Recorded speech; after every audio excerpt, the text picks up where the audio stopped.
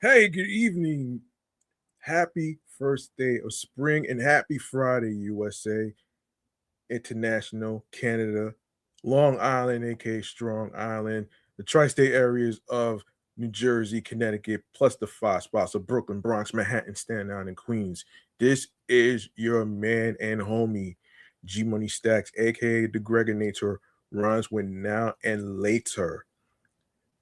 Your host with the most misunderstood, lonely nomad, unstoppable, independent podcaster, creator, YouTuber, Queens, New York native, who's also a New York Giants and New York Mets fan from the neck of the woods of Laurelton, Queens, New York.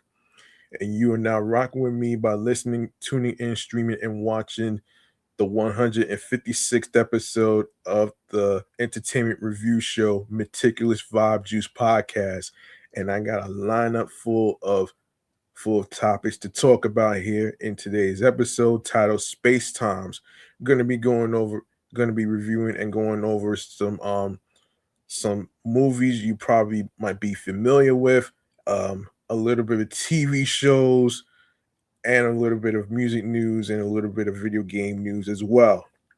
Um, and I will talk about the MLB The Show 2026 in a couple of minutes in the video games chamber segment. So stay tuned for that as well. And even though it doesn't feel like spring right now, it's only the first day. So and I know everybody is like basically waiting patiently for the regular season of the New York Mets baseball game to start, which is next Thursday of next week. So there you go, right there. And I hope everybody's work week, and everything else is, doing all right mentally, emotionally, physically, and spiritually. Um, and yeah, we're live and direct from StreamYard alongside with YouTube and the comfort of my room where I do my podcast recordings. And if you miss any, and listen, if you miss any episodes whatsoever, please feel free to click on that subscribe button on the Meticulous Vibe Juice Podcast Entertainment YouTube channel page. Leave a like and a comment. Tell me how you feel about the topics in each episode. And if you missed any of them, like I said, don't worry. Everything's uploaded to the YouTube channel page automatically. And and of course, don't forget to leave a 5-star rating alongside with a positive review. Um, it really helps creators and hosts like myself who has multiple podcast shows to actually get some topics to create more content and be as authentic as possible, like Cam Newton would do on Freaky Friday. You know what I'm saying? Freaky Friday podcast.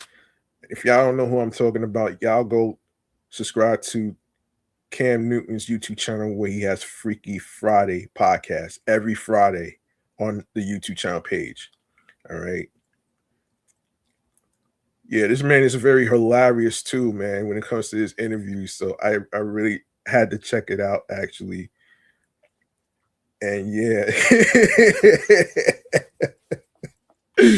Yeah, man. But yeah, so my apologies for the long delay. I had to work on my other podcast shows, my sports my sports show platform, Excellent Fun Vibrant Talks podcast, and my comedy I had to hold back on that as well. So I'm gonna record that tomorrow. So stay tuned for that. And hopefully I'll be able to record 157 the next day. And hopefully I'll get my rhythm back.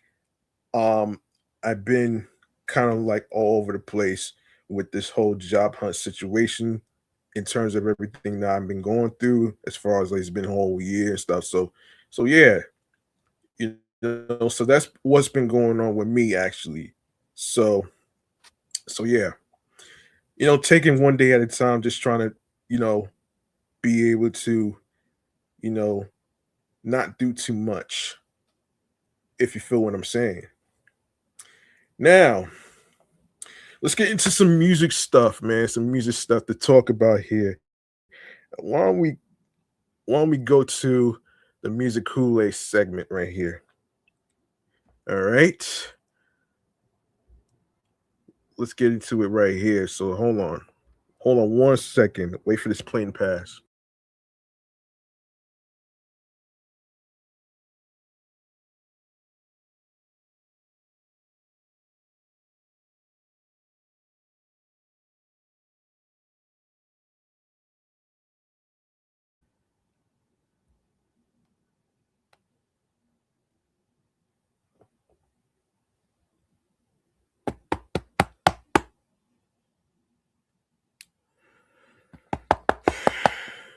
Yeah, sorry about that.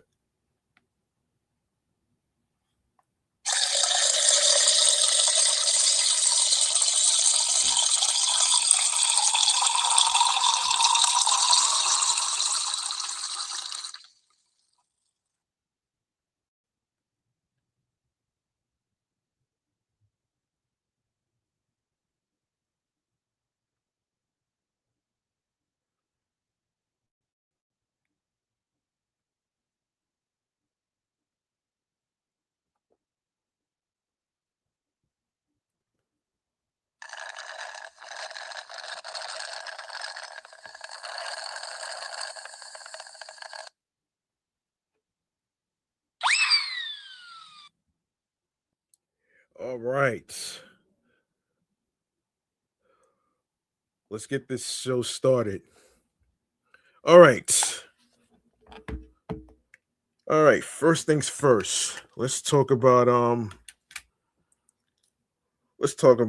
Eminem. All right. So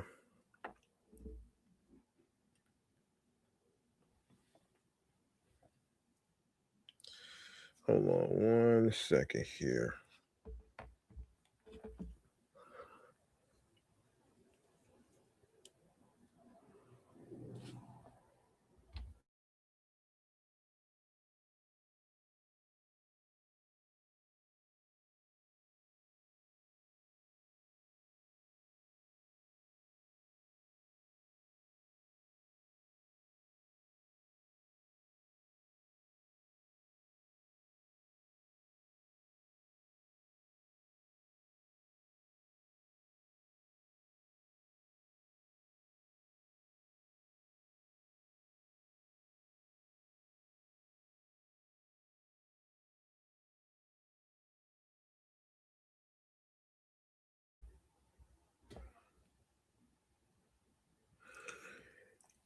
Yeah, sorry about that. Let me make sure that I'm unmute myself. So, all right, let me just gather my topics here so I can actually, begin this podcast recording. So let's get into it right here.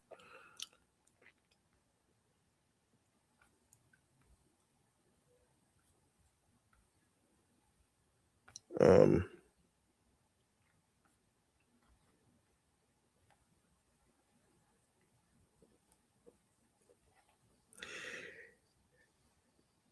yes, here we go. Here we go. Um according to the folks from Complex, pertaining to Eminem, here's what's happening here. So Eminem, it seems, has nothing to worry about after all. Sydney Anderson shared with Complex that she has given up on her The Real Squid shady trademark attempt. She said that she had received no notification on M's objection to the trademark from his lawyers or even himself. And I'm not even pursuing it anymore, she continued. Eminem is once again taking legal action to protect the identity behind one of hip hop's most iconic alter egos. The Detroit rap legend has filed a formal opposition with the U.S. Um, Patent and Trademark Office to block a trademark application for the name.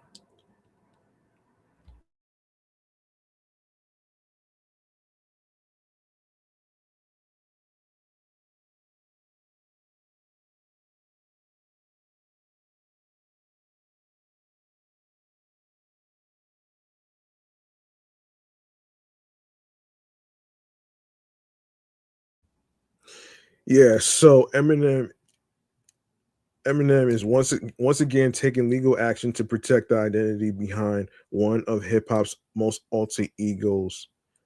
iconic alter egos, as he should. The Detroit rap legend has filed a formal opposition with the U.S. Patent and Trademark Office to block a trademark application for the name The Real Squid Shady, arguing it's too close to his famous Slim Shady persona. According to the filing, Eminem believes he would be harmed if the trademark is approved. The application submitted by a woman named Sydney Anderson seeks to use the name for music related services, including recording, production, publishing, and composition. Anderson, an inspiring idol and rocker, has several social media accounts using variations of the Squid Shady name, including Instagram and TikTok. Eminem's legal team argues the proposed name creates a strong likelihood of confusion because it shares the dominant word shady, which has long been associated with his brand and career. They contend the two names differ only by adding descriptive terms like the real and squid, while keeping the central element that identifies his persona. The filing emphasized that Eminem has used the Slim Shady and Shady names for decades across music, merchandise, and live performances, and that the marks have become globally recognized symbols of his identity and business. His attorneys say he has invested substantial time and resources into building and maintaining the brand's reputation and goodwill. Eminem owns multiple federal trademark registrations tied to the name, including Shady for clothing and Slim Shady for musical recordings and entertainment services. His lawyers also warned that allowing the new trademark could falsely suggest a connection to Eminem, potentially misleading fans into believing the services are affiliated with or endorsed by him. They argue it could weaken and dilute the distinctiveness of the Shady brand. The dispute is the latest in a long history of trademark battles involving the rapper, who has aggressively defended his intellectual property rights for years. If the trademark trial and appeal board sides with Eminem, the real Squid Shady application could be denied before ever reaching approval. Shouts to Eminem, man, for doing this. Shouts to Eminem for doing this, though, man. And I'm glad he did this because, if that application went through, it would have been fucking defamation of character. So let's make some noise for Eminem, man, for keeping his intellectual property. All right. Hold on, let me close this.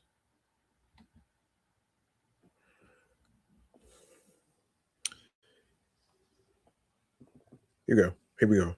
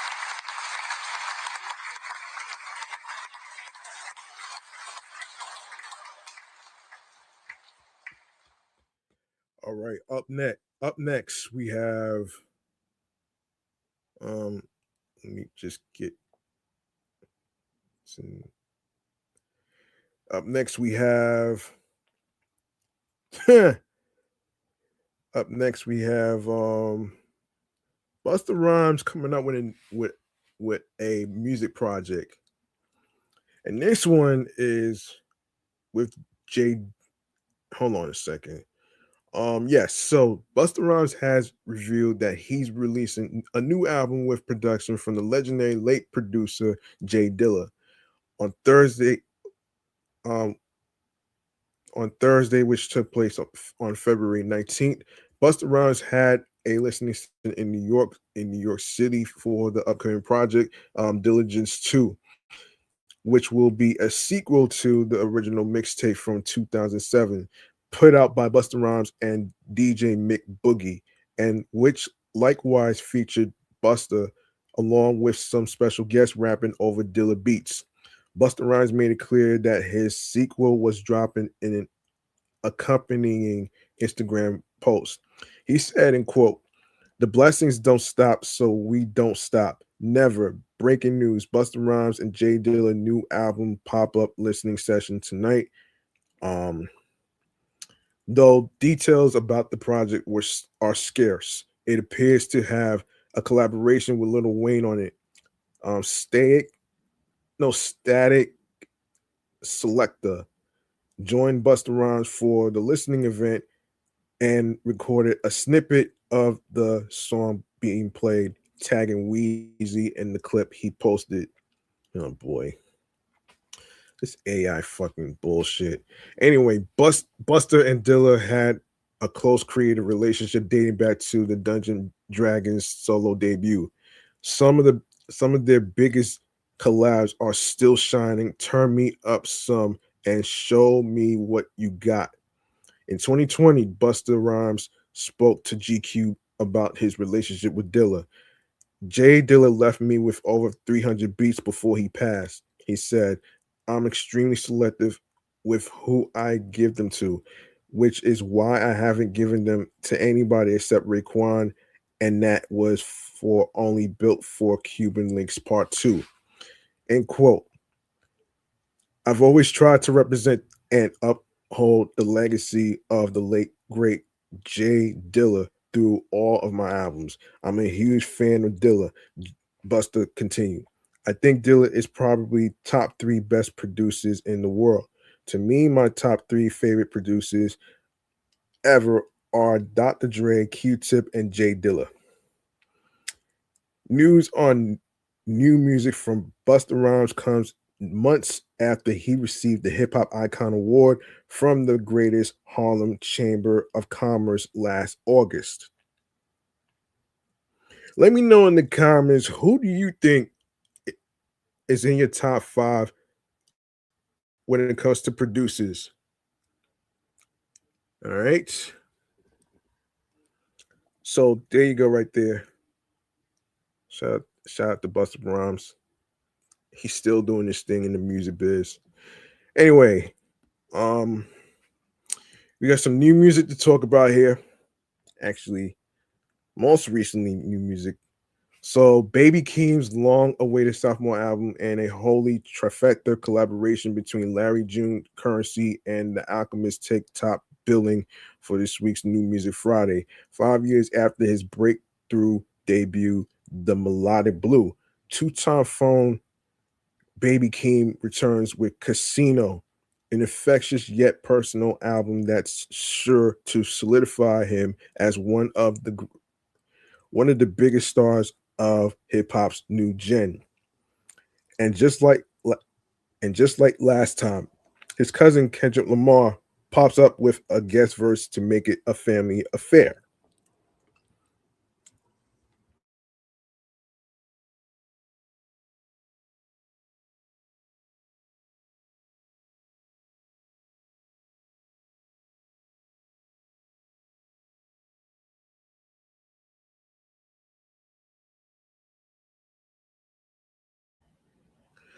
Announced just earlier this month, Spiral Staircases bring brings together indie rap heavyweights Larry June, Spitter, and Uncle Al for a smooth 7 song ride that should come with a contact high warning.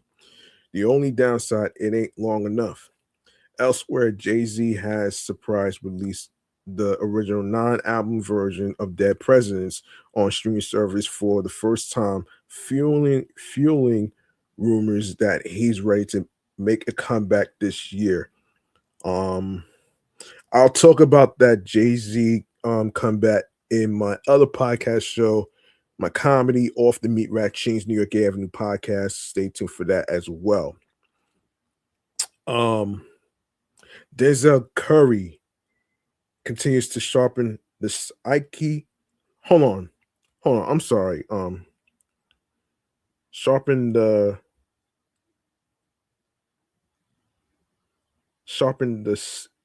hold on. I'm sorry. I'm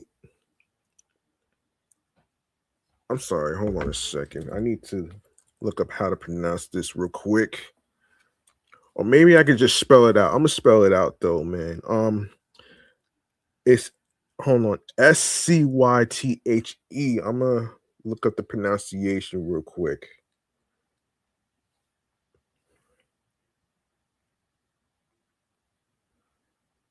Okay, how do you pronounce this? How do you pronounce this shit, man?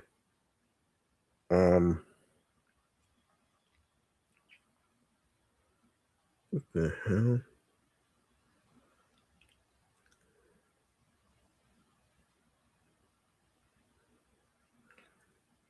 Hold on. How do you pronounce this? Let me see.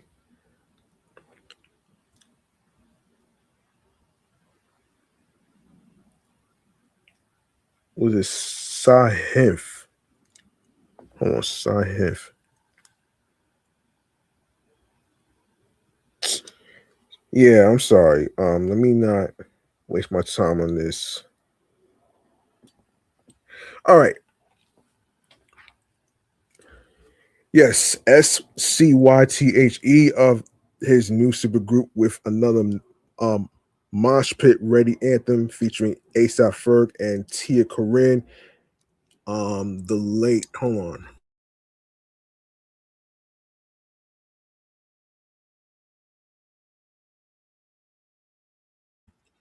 Yes, the late um, Mac Miller makes a posthumous appearance on his close friend Thundercat's new single, and SZA, Killer Mike, and Jid chip in with new tunes for movie soundtracks and major cereal brands. Okay, so all right, so here it is. So, so Baby King Casino, yeah, Spiral Cases, yeah, Casino. He has Larry June Currency and The Alchemist, Spiral Staircases, Dead Present. Wait. I'm sorry. Let's look at this because hold on. I'm sorry. Let's look at this though.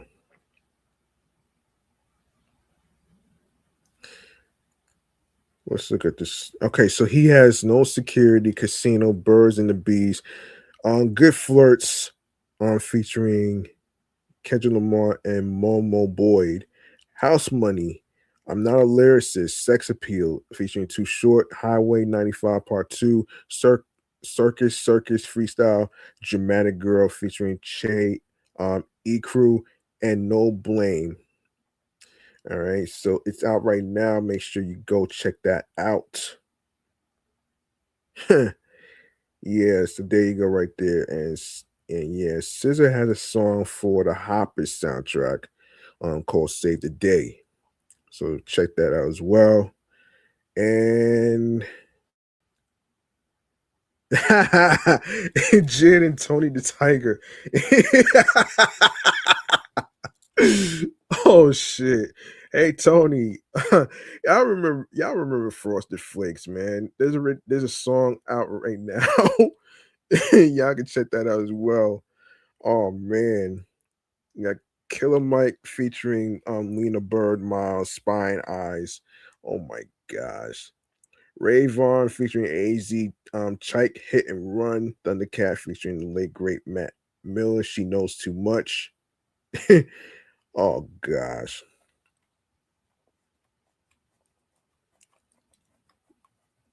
Nah featuring Young Thug Trimsky. You have, let me see, Killer Mike featuring Lena. Yeah, I already said that. Sci the Prince featuring Kanye West, No Competition. Ty Dolla Sign featuring Leon Thomas, Miss You Too. Don Tolliver, Creepin', Mozzie, and ESTG, Not a Chance in Hell.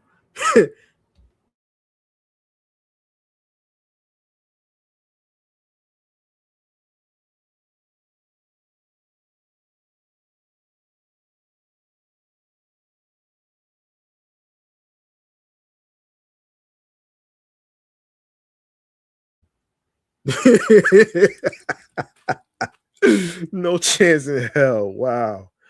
Oh my goodness. So Mozzie has a track. Hold on a second. Wait, Jay Worthy. Wait, no, Mozzie. Yeah. So yeah, Jay Worthy featuring Method Man Visions. Um, Absol, Have a Nice Day, and of course Hit Boy, Block Party, La Russell, Draft Day Freestyle, Reason, Don't Play With My Heart, n- um, um, Georgia Smith, Don't Leave, Willie the Sensei, featuring K Camp, No Quitter, Kai Cash, Finn. You got Bruiser Wolf featuring Babytron and Sheefy McFly. Why they play me? That's a good question. Michael Christmas. Oh shit. Federal Digital. Oh man. Yo, these names by these musicians are so funny to me, man. I'm not even gonna hold you. I'll let the sound effects speak for themselves, man.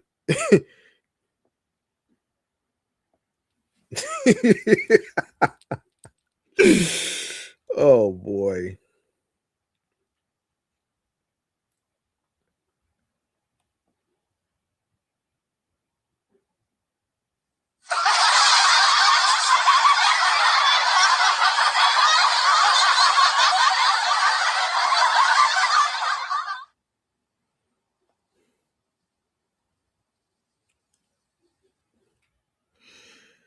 Okay. Let me see if there's anything else that's new for New Music Friday. Let's take a look before I even take a look. Let me see. New Music Friday. Okay. Another New Music Friday. Mike Will Made It continues to carry the torch for super producers with his star-studded new album Reset.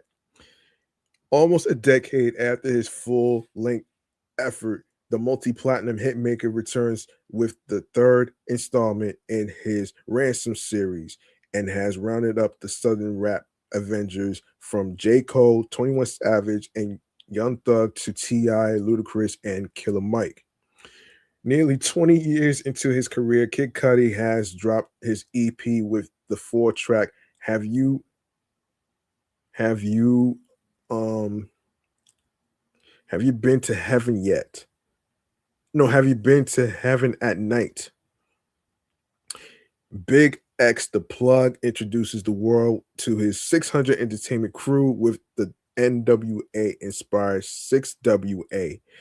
And Samara Sin continues to prove she's one of the game's brightest new talents with her new project, Detour. There's plenty on offer this week when it comes to new singles, too. Rick Ross, The Boss, French Montana, and Max B.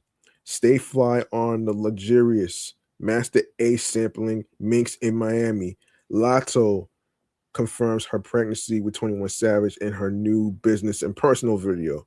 The lead single from her aptly titled upcoming album, Big Mama, And Coyle Ray borrows Khaleesi's milkshake recipe on her new NBA YoungBoy assisted club anthem, Better Than Yours.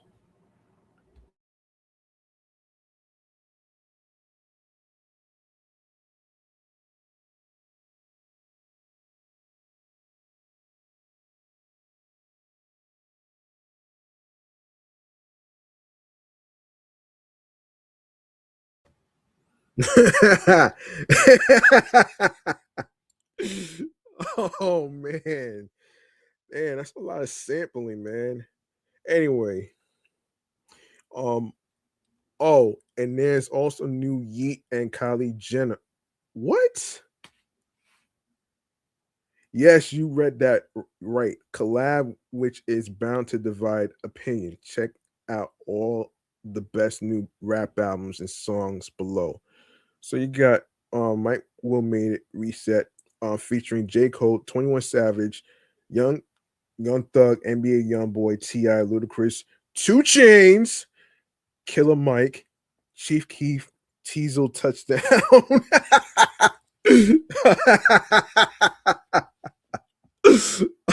Oh man.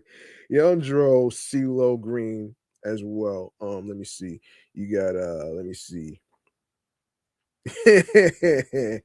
Oh shit. Um, all right, so let me see. Yeah. So Rick Ross featuring featuring French Montana and Max B Minx in Miami. Lot of business is and personal. Yeah, talked about that. Yeah. Kid Cudi, have you been to heaven at night? Let me see. Hold on.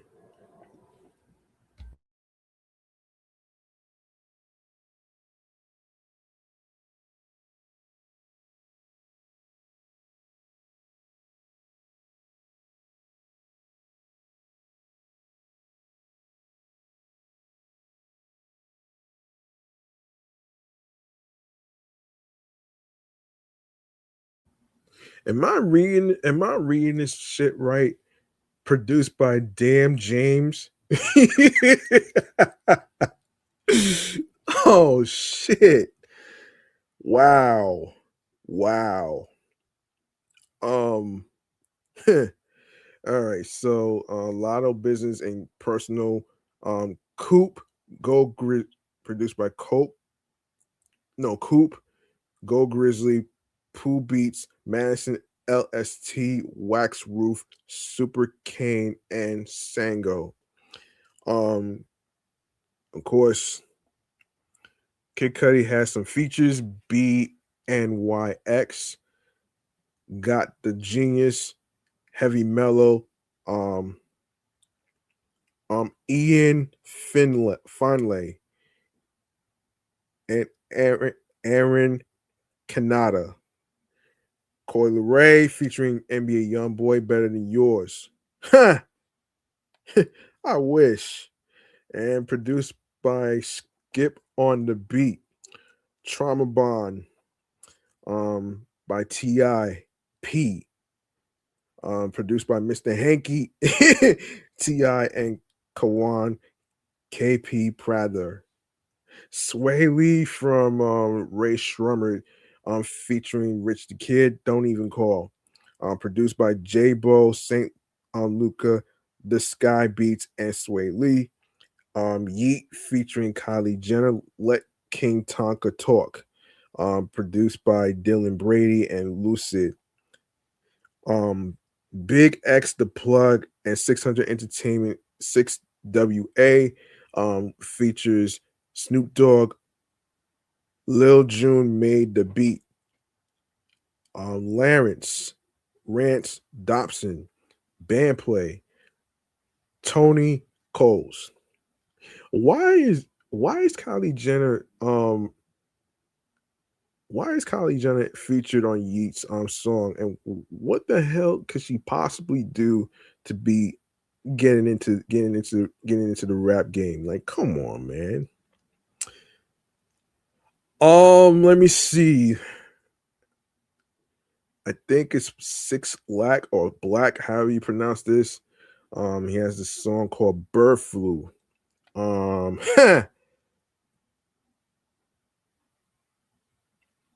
and produced by FWDSLXSH,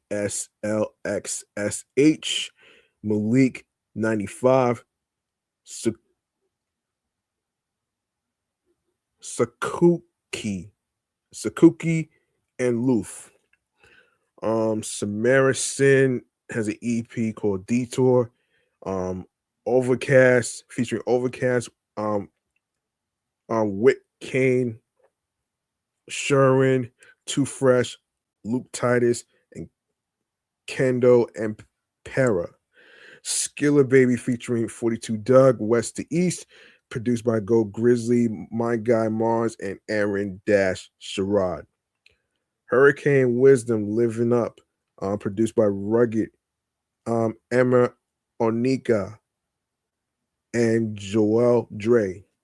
Cousin Stiz Field Goal, produced by LDG and Charlie Hollick. Fetty P. Franklin, Get Your Money. Blue and Exile featuring Rome Streets and Ice Cold Bishop called Crumbs, produced by Exile. Hold on.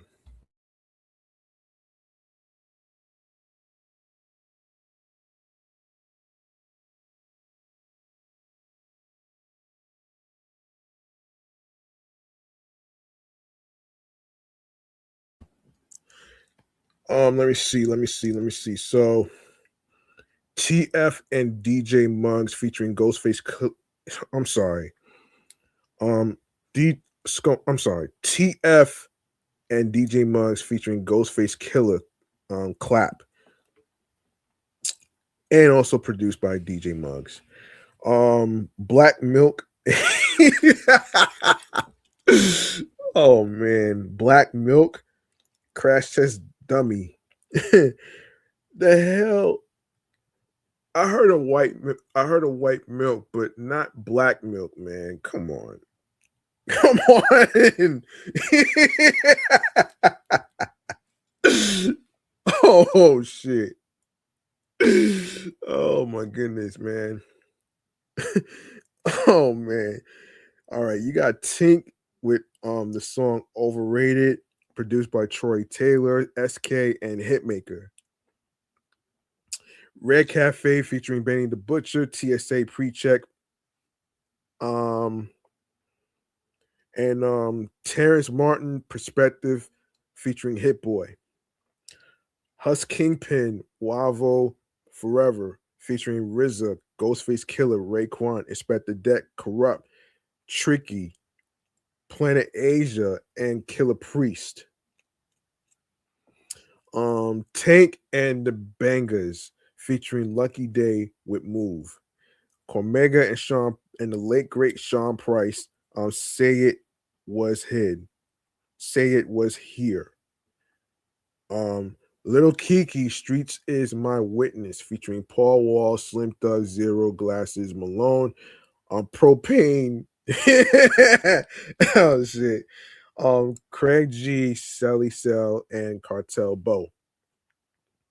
Marvin Gaye, the late great Marvin Gaye, and Salam Remy. Soon I'll be loving you again. Salam Remy remix. Fresh featuring Absol with Mullet. Brother Ali, Screaming Jay Hawkins. Brother Ali is the producer behind the song. All right. Let's see. Let's see what else we got to talk about here. What else we got to talk about here? All right, let's get into some movies right here, man. Why don't we go into movies? I don't feel like talking about the 50 Cent trolling shit on here, man. Um, I don't feel like talking about that shit on here. Oh my goodness, man. Okay, let's get into some action here with some movies to talk about. And of course, this episode is titled Space Times. All right. Let's get into it right here in a segment that I like to call, and this is one of my favorite segments of all times, um, called the Chillax Man Cave Popcorn Lounge. All right, let's go.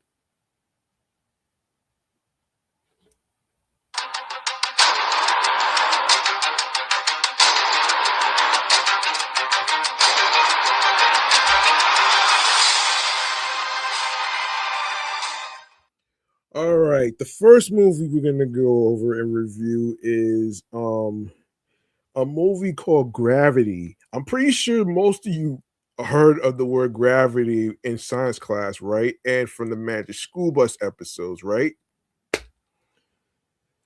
This one is no different. This one is no different. Let's get it. This one is no different. Hold on a second. Wait, where is this? Oh shit. That's not. Hang on one second. Let me get to the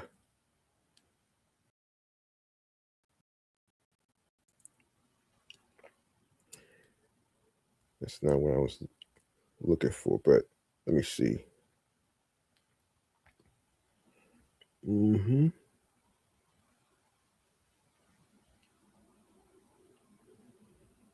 All right, all right. Let me find it. Where is it?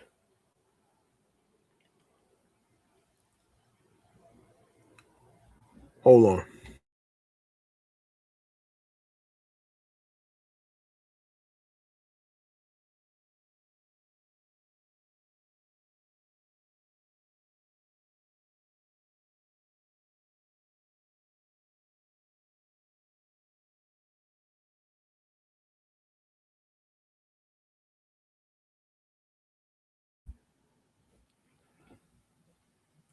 All right.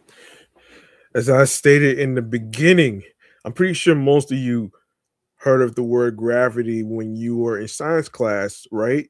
And I'm pretty sure you heard that from one of the Magic School Bus episodes, right? This one is no different. So, Gravity, the PG-13 movie, is a 2013 science fiction thriller film directed by Alfonso um, Cu- Cu- Cuarón, Cuarón, who also co-wrote, co-edited, and produced the film. It stars Sandra Bullock and George Clooney as American astronauts who attempt to return to Earth after the destruction of their space shuttle in orbit. Of course, don't let go. So yeah, they're the only two. They're the only two in the movie. Goddamn. So let me see. So the budget for this film is between 80 to $130 million. Ain't that something? Okay, so Cuaron wrote the screenplay with his son Jonas and attempted to develop the film at Universal Pictures. Later, the distribution rights were acquired by Warner Brothers Pictures. David Heyman, who previously worked with Cuaron on Harry Potter and the Prisoner of Azkaban, produced the film with him. Gravity was produced entirely in the United Kingdom, where British visual effects company Framestore spent more than 3 years creating most of the film's visual effects, which involved over 80 of its 91 minutes. Gravity opened the 70th Venice International Film Festival on August 28th, 2013, and it had its North American premiere 3 days later at the uh, Telluride Film Festival. Upon its release, Gravity was met with widespread critical acclaim with high praise for its direction, visuals, cinematography, acting, and score. Considered one of the best films of 2013, it appeared on numerous critics' year end lists and was selected by the American Film Institute in the annual movies of the year list. The film became the eighth highest grossing film of the year with a worldwide gross of over $723 million against a production budget of around $100 million. That's $100 million. How about them apples?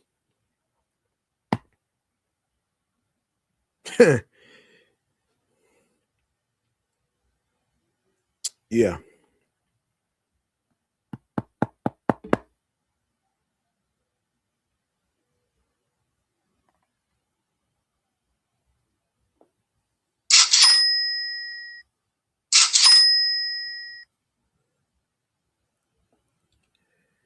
All right.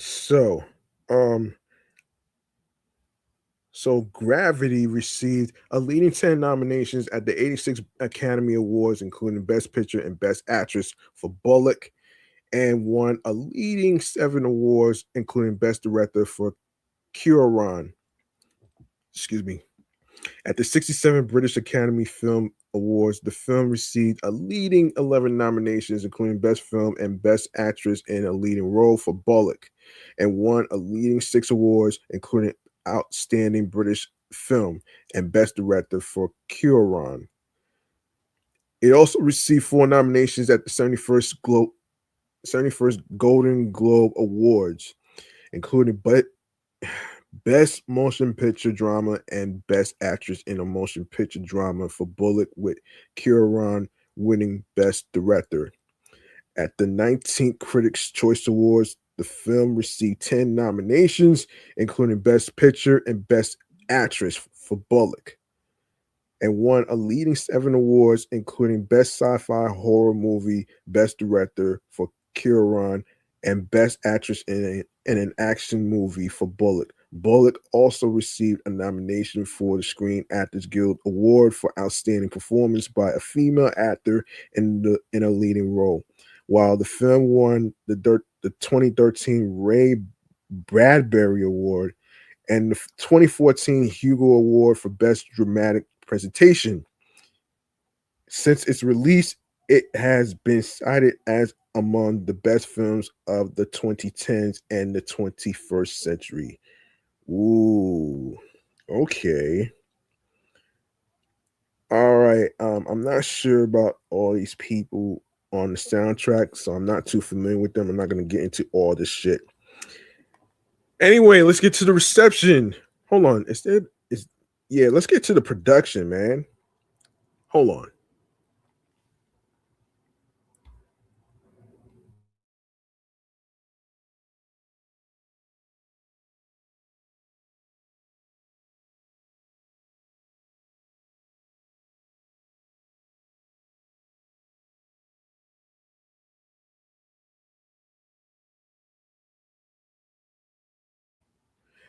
As a child, Alfonso Cuaron had an affinity for space programs, dreamed of becoming an astronaut, and would watch live moon landings on television. He was 7 years old when Apollo 11 landed on the moon in 1969 and was profoundly influenced by Neil Armstrong. At that time, his grandmother bought a new television in order to be able to see the moon landing. He watched space films such as A Trip to the Moon in 1902 and was further drawn to films featuring the technology of space exploration and trying to honor the laws of physics, such as Maroon 1969 and Woman in the Moon 1929. In 2008, funding ran out on a project entitled A Boy and His Shoe, written by Cuaron and his son Jonas. They wrote a first draft of what would become Gravity in 3 weeks. After they finished the screenplay, Cuaron attempted to develop his project at Universal Pictures, where it stayed in development hell. When co-chairman Mark Schmugger and David Lind were ousted from Universal in 2009, Cuaron asked for the project to be released, and then Warner Brothers chief Jeff Robinoff stepped in. After the rights to the project were sold, it began development at Warner Brothers. 3 years later, when the movie was still unfinished, Robinoff was let go. In 2014, Arthur Tess Gerritsen filed a lawsuit against Warner Brothers for breach of contract, alleging that the film Gravity is an adaptation of her 1999 novel of the same name. The suit was dismissed twice in 2015. Kieran co-wrote the screenplay with his son Jonas. Um, Hang on one second.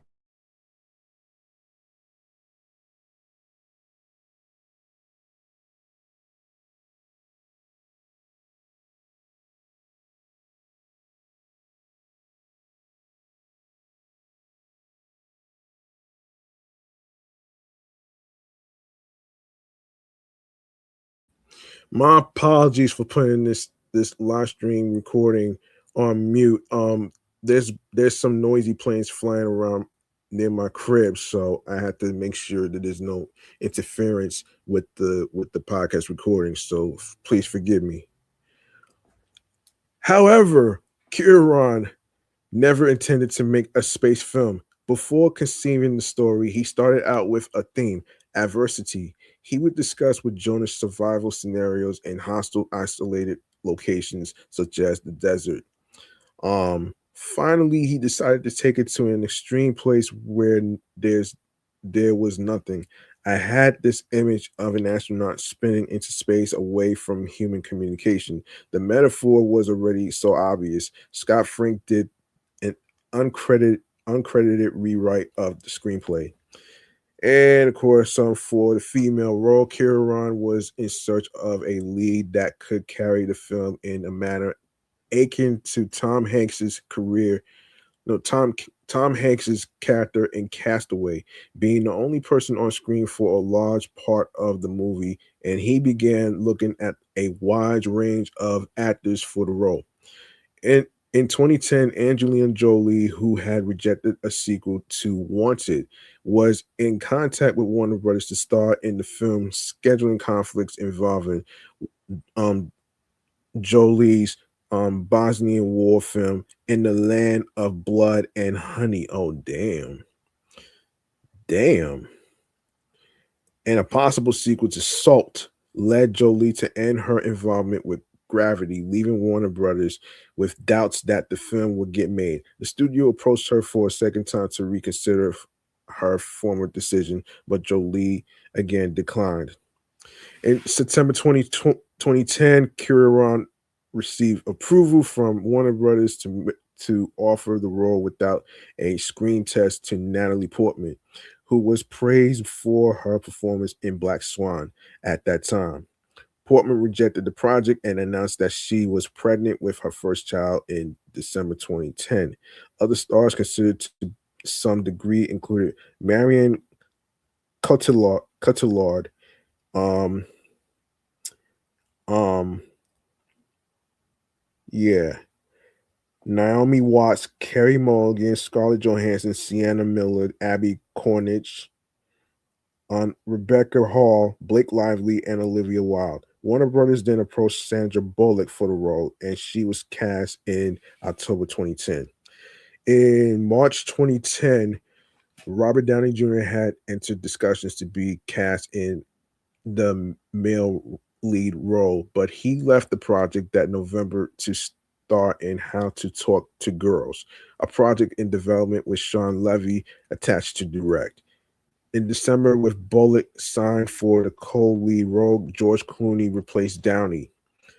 Made on a production budget of $100 million, Gravity was shot digitally using ARRI Alexa classic cameras equipped with wide ARRI Master Prime lenses. Most of the film is computer generated, and the majority of shots, the only elements captured with a camera are the faces. The final scene, which takes place on Earth, was shot on an RE65 camera using 65 millimeter film to provide the sequence with a visual contrast to the rest of the film. CGI elements were shot at Pinewood and Shepperton Studios in the United Kingdom. The landing scene was filmed at Lake Powell, Arizona, where the astronauts' landing scene in Planet of the Apes 1968 was also filmed. Principal photography began in London on May 9th, 2011. The film contains 156 shots with an average length of 45 seconds, fewer and longer shots than in most films of its length. Although the first trailer had audible explosions and other sounds, these scenes are silent in the finished film. Um, Cuaron said they put in explosions in the trailer. As we know, there is no sound in space. In the film, we don't do that. The soundtrack in the film's space scenes consists of the musical score and sounds astronauts would hear in their suits or in the space vehicles. For most of Bullock's shots, she was placed inside a large mechanical rig with thousands of LED bulbs to simulate outer space. Getting into the lightbox rig took a significant amount of time, and so Bullock stayed in it for up to 10 hours a day, communicating through a headset. Costume designer um, Te- Janie Tamime said the spacesuits were fictitious. No spacesuit opens up at the front, but we had to do that in order to get her to get out. So I had to redesign it and readapt all the functions of the suit for front opening. Cuaron said his biggest challenge was to make the set feel as inviting and non-claustrophobic as possible, including having a large celebration each day when Bullock arrived. Shooting long scenes in a simulated zero-G environment was a challenge, and so they used computer-generated imagery for the spacewalk scenes and automotive autom- automotive robots to move Bullock's character for interior space station scenes. Shots and blocking had to be planned well in advance for the robots to be programmed, which caused the production period to last for 4.5 years. Cuaron had initially assumed it would take about a year to complete the film after completing the script.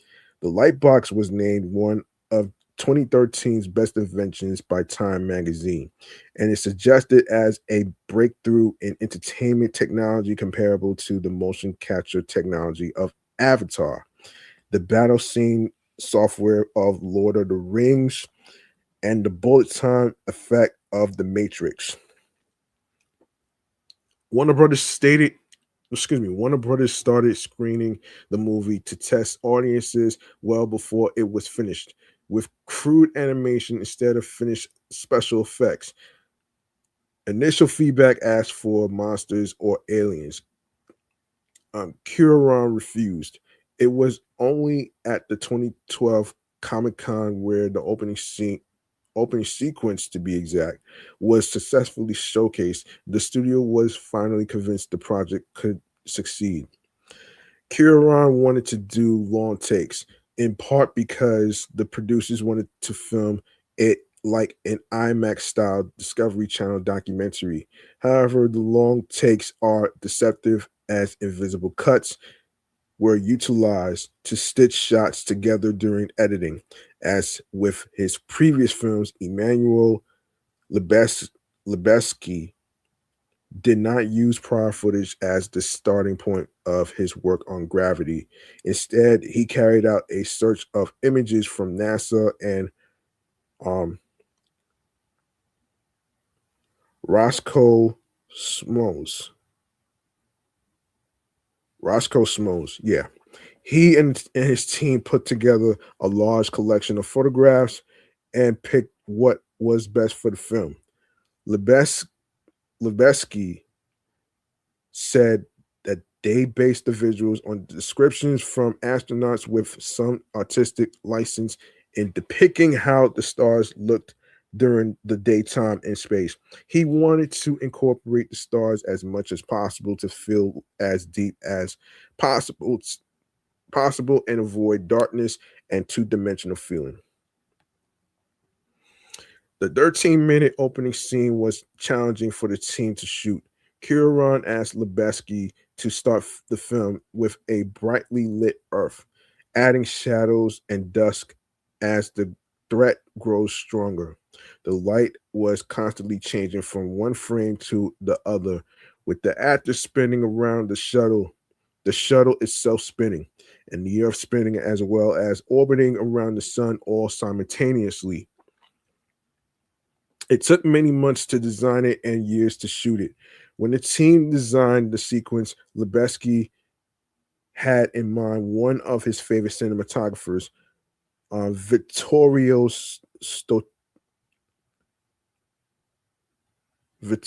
Storaro, and how he used lighting in his films. Let's see. Visual effects were supervised by Tim Weber at the British VFX company Frame Store, which was responsible for creating most of the film's visual effects except for 17 shots. Frame Store was also heavily involved in the art direction and, along with the third floor, the pre-visualization. Tim Weber stated that 80% of the film consisted of CGI compared to James Cameron's Avatar, which was 60% CGI, to simulate the authenticity and reflection of unfiltered light in space. A manually controlled lighting system consisting of 1.8 million individually controlled LED lights was built. The 3D imagery was designed and supervised by Chris Parks. Let's see. Chris Parks, the majority of the 3D was created by stereo rendering the CGI at Frame Store. The remaining footage was converted into 3D in post production, principally at Prime Focus London, with additional conversion work by Frame Store. Um, yeah, let's go over the reception right here, man. Gravity emerged as one of the most successful sci-fi films of all time and the biggest box office hit of both Sandra Bullock and George Clooney's careers. It became the highest-grossing feature film in October history, surpassing the animated Puss in Boots and holding the record until 2019's Joker. Bullock's previous highest-grossing film was Speed, which came out in 1994 with $350.2 million, while George Clooney's benchmark was Ocean's 11, $450.6 million. Preliminary reports predicted the film would open with around $40 million in the US and Canada. The film earned $1.4 million from its Thursday night showings and reached $17.5 million on Friday. Gravity topped the box office and broke the record held by Paranormal Activity 3 2011 as the highest earning October and autumn openings, grossing $55.8 million from 3,575 theaters. The film also surpassed Batman and Robin in 1997 for having Clooney's highest opening weekend, and The Heat for having Bullock's highest opening weekend, respectively. 80% of the film's opening weekend gross came from its 3D showings, which grossed $44.2 million from 3,150 theaters. $11.2 million, 20% of the receipts came from IMAX 3D showings, the highest percentage of a film for a film, opening of more than $50 million. The film stayed at number one at the box office during its second and third weekends. IMAX alone generated $34.7 million from 323 theaters, a record for IMAX opening in October.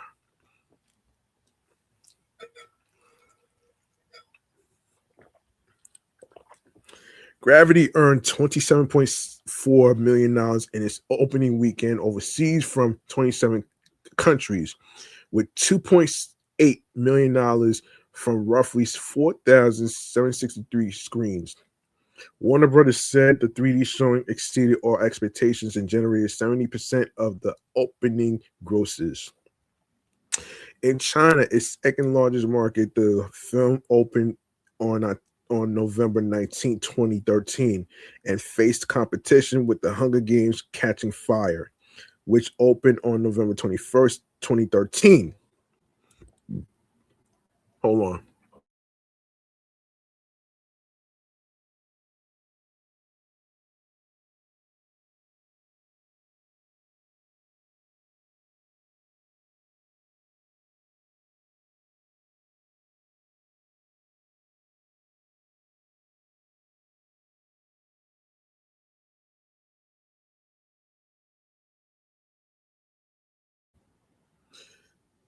Gravity, hold on, let me see. At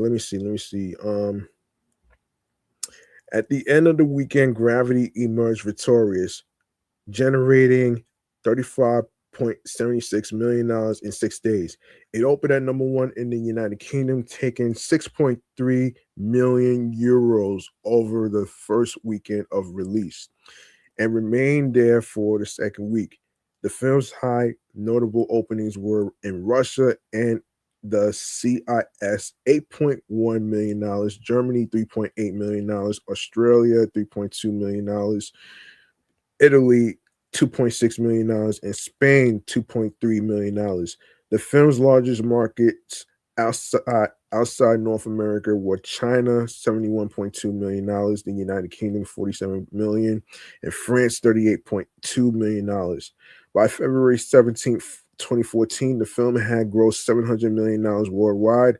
Gravity grossed $274 million and 92,000 and $705 million dollars actually in North America, and 449 million $100,000 in other countries, making a worldwide gross of 723 million $192,705, making it the eighth highest grossing film of 2013.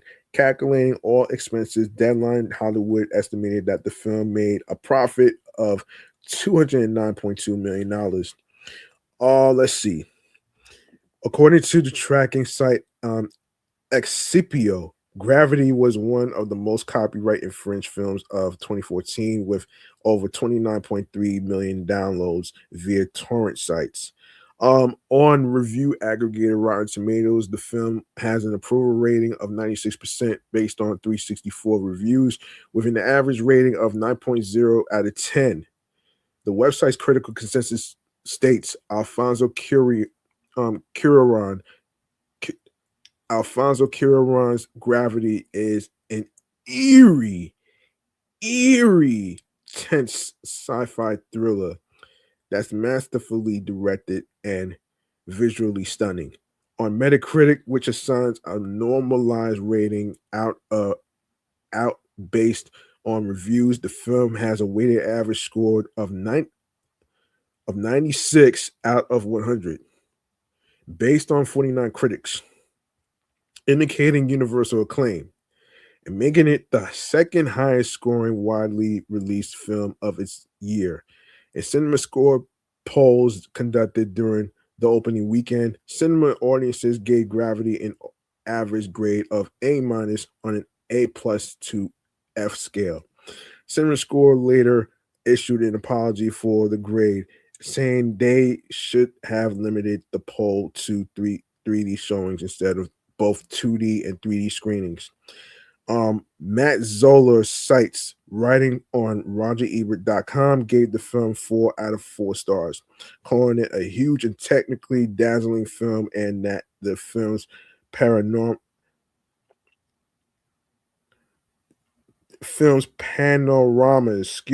panoramas of astronauts tumbling against starfields and floating through space station interiors are at once informative and lovely. Justin Chang, writing for Variety, said that the film restores a sense of wonder, terror, and possibility to the big screen that should inspire awe among critics and audiences worldwide. Richard Colise of Time magazine praised Curie Cuaron for playing daringly and dexterously with point of view. At one moment, you are inside Ryan's helmet as she surveys the bleak silence. Then, in a subtle shift, you are outside um, to gouge her reaction or gauge her reaction. The 3D effects added in post production provide their own extraterrestrial startle. A hailstorm of debris hurdles at you, as do a space traveler's thoughts at the realization of being truly alone in the universe. Peter Bradshaw of The Guardian gave the film 5 out of 5 stars, writing a brilliant and inspired movie, Cyclorama, a glorious imaginary creation that engulfs you utterly. Robbie Collin of the Daily Telegraph also awarded the film 5 out of 5 stars. 5 out of 5 stars. Peter Travers of Rolling Stone gave the film 4 out of 5 stars. Excuse me, 4 out of 4 stars, stating that the film was more than a movie. It's some kind of miracle. A.O. Scott, writing for the New York Times, highlighted the use of 3D, which he says surpasses even what James Cameron accomplished in the flight sequences of Avatar. Scott also said that the film, in a little more than 90 minutes, rewrites the rules of cinema as we have known them. Quentin Tarantino said it was one of his top 10 films of 2013. Empire Time and Total Film ranked the film as the best of 2013. Critics have compared Gravity with other notable films set in space. Lindsay Weber of Vulture.com said the choice of Ed Harris for the voice of Mission Control is a reference to Apollo 13.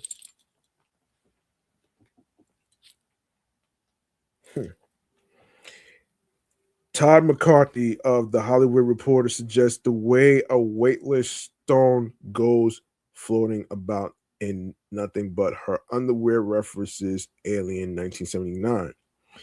Other critics made connections with 2001 A Space Odyssey 1968. James Cameron praised the film and stated, I think it's the best space photography ever done.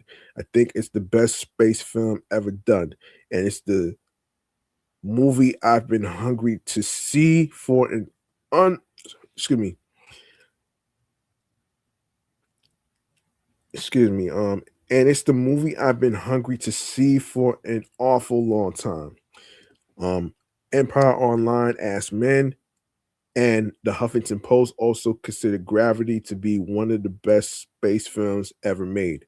While the Huffington Post's Lauren Duca later included Gravity on the site's list of 8 movies from the last 15 years that are super overrated.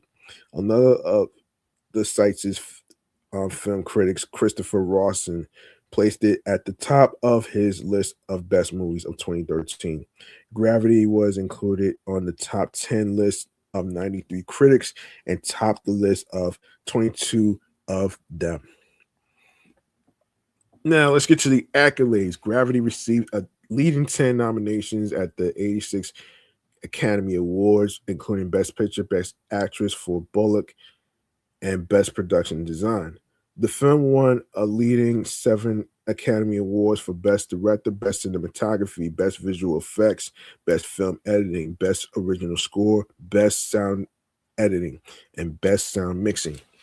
Its 7 wins makes it the most Oscar awarded film of the 2010s decade, and is the second only to Cabaret 1972 in receiving the most Academy Awards in the ceremony, despite not winning Best Picture.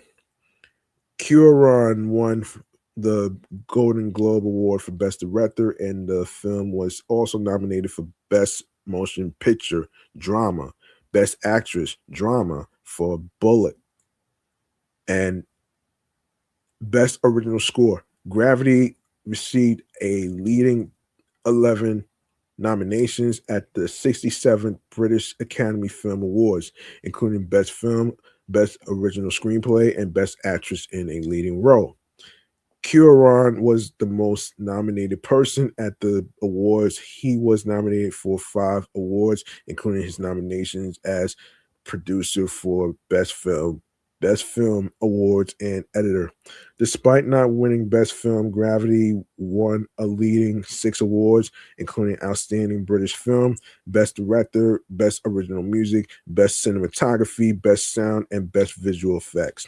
Gravity also won the 2014 Hugo Award for Best Dramatic Presentation.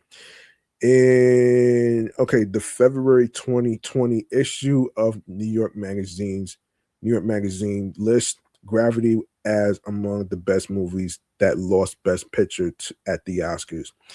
In June 2025, it ranked number 97 on the New York Times list of the 100 best movies of the 21st century, and was one of the films voted for the Reader's Choice edition of the list, finishing at number 219. Well, okay. Okay. Okay, let's see.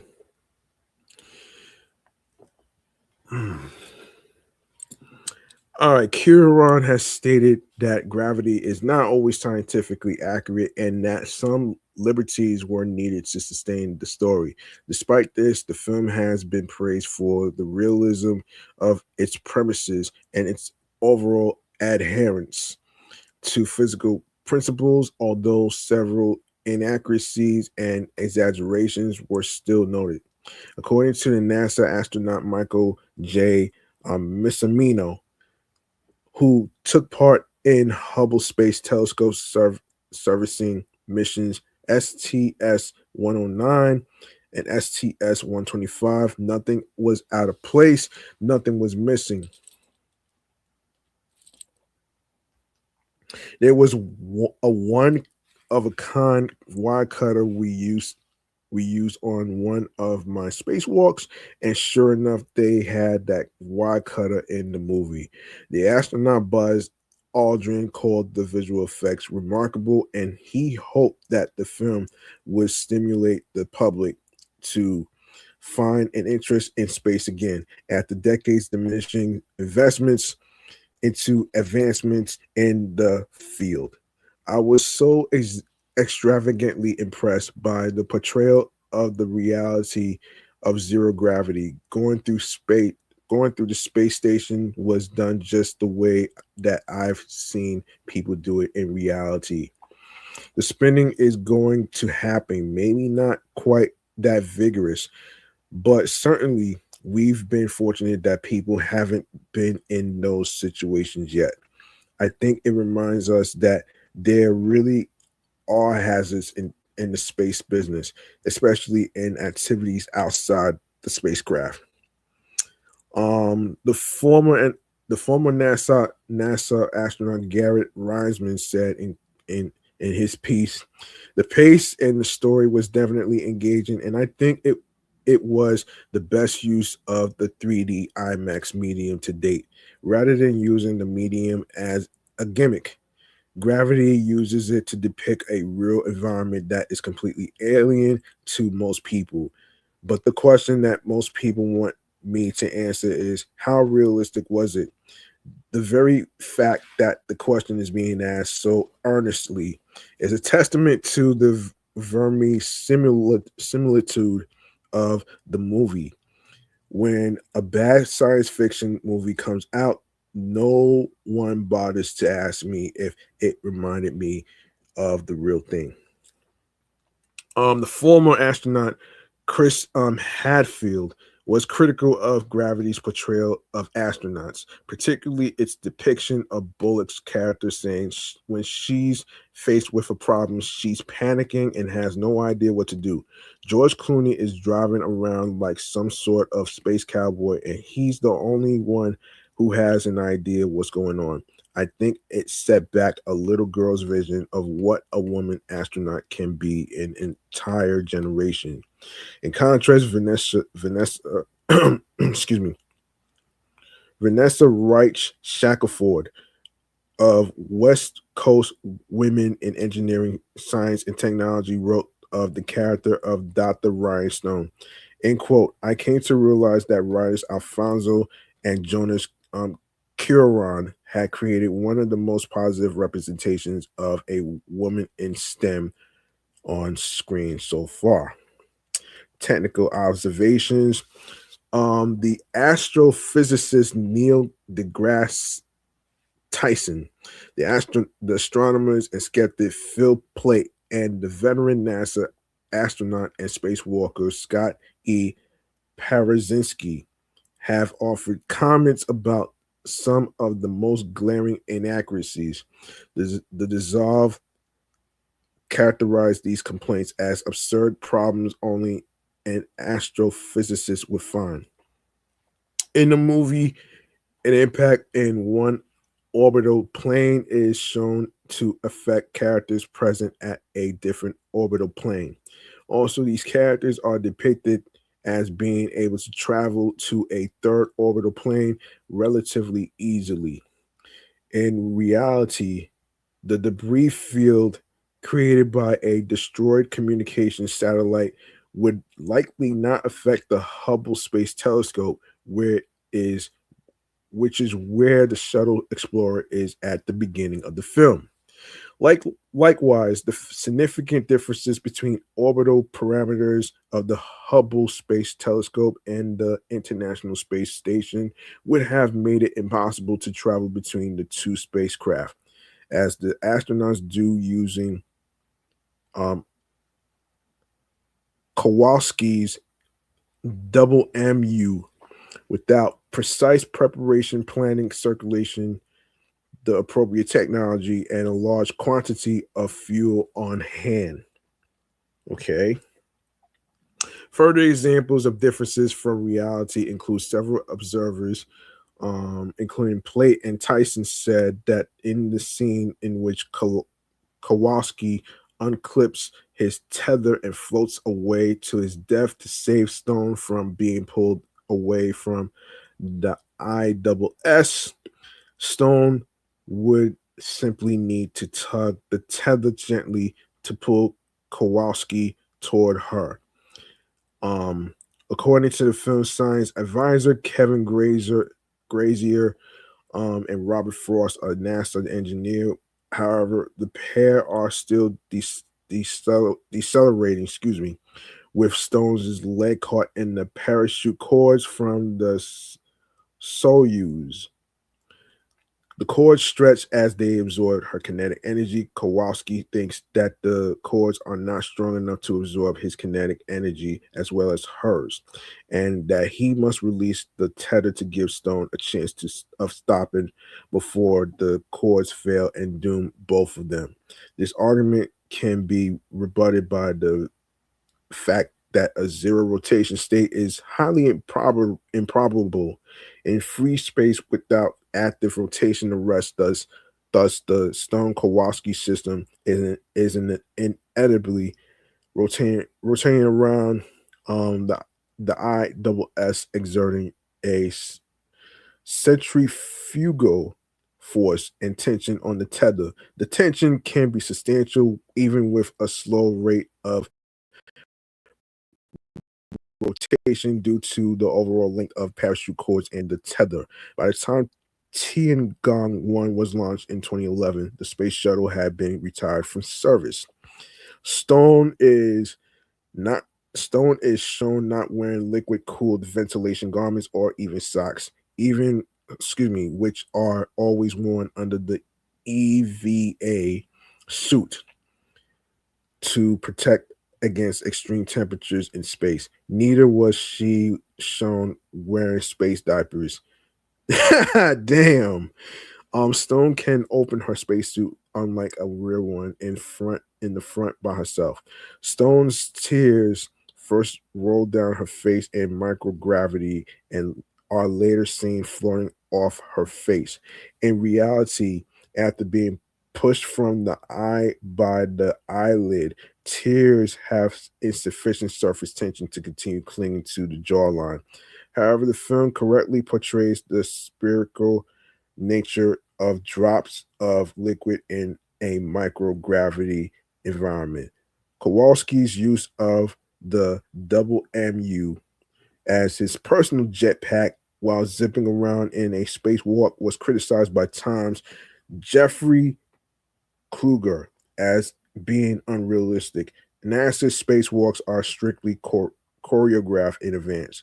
Despite the inaccuracies in gravity, Tyson Plate and Parazinski all said they enjoyed watching the film.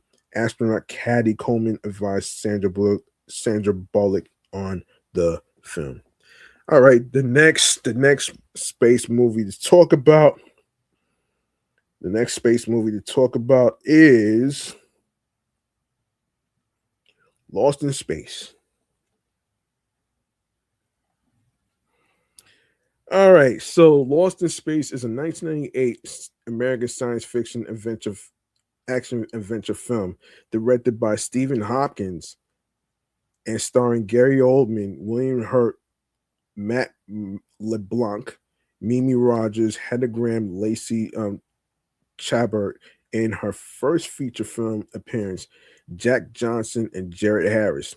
The plot is adapted from the 1965 to 1968 CBS television series of the same name, which was loosely based on the 1812 novel by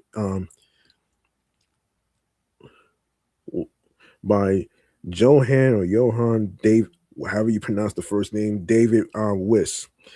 The Swiss Family Robinson. Several actors from the TV show make cameo appearances. So yeah, there you go, right there. And all right, so the film focuses on the Robinson family who undertake a voyage to a nearby star system to begin large scale emigration from a soon to be uninhabitable Earth, but are thrown off course by a saboteur and must try to find their way home. Lost in Space received negative reviews from critics and grossed $136.1 million worldwide with an $80 million budget. Woof. Yeah.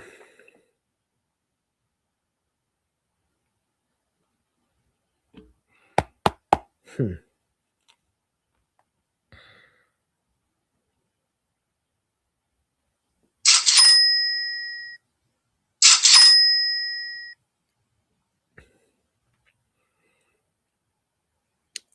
Let's see. Let's see. All right, let's go to the production. Let's go to the production. Filming began on March 3rd, 1997 in London's Shepperton Studios with more than 700 visual effects shots planned, done by computer film company, The Mill Scening Site, and Jim Henson's Creature Shop, among other visual visual effects vendors. The $70 million Lost in Space film was New Line's hope to launch a multimedia franchise, followed by animated and live action television series. Licensing deals were made with Trend Masters for toys and Harper Prisms and Scholastic for tie-in novels. Several of the cast from the original TV series also made cameo appearances. Yeah, yeah, that's crazy, man. Um, yeah, so there you go, right there. Um, all right, so let's go to the critical response. Okay, so the box office on this opening weekend, Lost in Space grossed 20,154,919 and debuted at number one at the U.S. box office, ending Titanic's 15-week long hold on the first place position. It opened in a record 3,306 theaters and grossed an average of 6,096 per screening. The film achieved the biggest April opening weekend at the time, replacing Indecent Proposal. This record would be held until 1999 when The Matrix surpassed it. Lost in Space grossed $69.1 million in the United States and Canada and $67 million internationally, bringing its worldwide total to $136.1 million. Lost in Space received negative reviews from critics upon release. Roger Ebert gave the film a rating of 1.5 out of 4, calling it a dim-witted shoot 'em up. Wade Major of Box Office rated the film at 1.5 out of 5, calling it the dumbest and least imaginative adaptation of a television series yet translated to the screen. James Bartonelli was slightly more favorable, giving the film a rating of 2.5 out of 4. While praising the film's set design, he criticized its meandering storyline and lifeless protagonist, saying that Lost in Space features a few action sequences that generate adrenaline jolts, but this is not an edge of the seat motion picture. Online aggregators have tracked both contemporary and recent reviews of Lost in Space at Rotten Tomatoes. The film has an approval rating of 27% on 84 appraisals with an average score of 4.9 out of 10.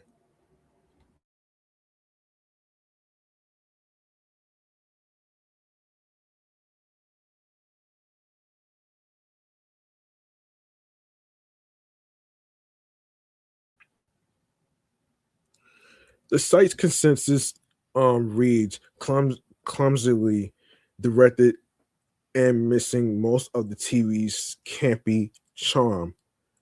Lost in Space sadly lives down to its title. The film holds a score of 42 out of 100 on Metacritic, based on the opinions of 19 journalists indicating mixed or average reviews. Audiences polled by CinemaScore gave the film an average grade of B minus on an A plus to F scale. Accolades: Lost in Space received 6 Saturn Award nominations, including Best Supporting Actor for Oldman. The film also received a Golden Raspberry Award nomination for Worst Remake or Sequel, but lost to The Tide, Godzilla, The Avengers, and Psycho. At the 1998 Stinkers Bad Movie Awards, the film won Worst Supporting Actress for Chabert, and was nominated for 4 other awards: Worst Song in the Movie for Lost in Space, Worst Resurrection of a TV Show, Worst Director for Hopkins, lost to Jeremiah Chichik, um, Check for The Avengers, and Worst Picture lost to Spice World. Oh boy, that has to really suck though, man. That has to really suck right there, man. Sorry to hear that. Sorry to hear that shit though. Damn, that's a damn shame, man.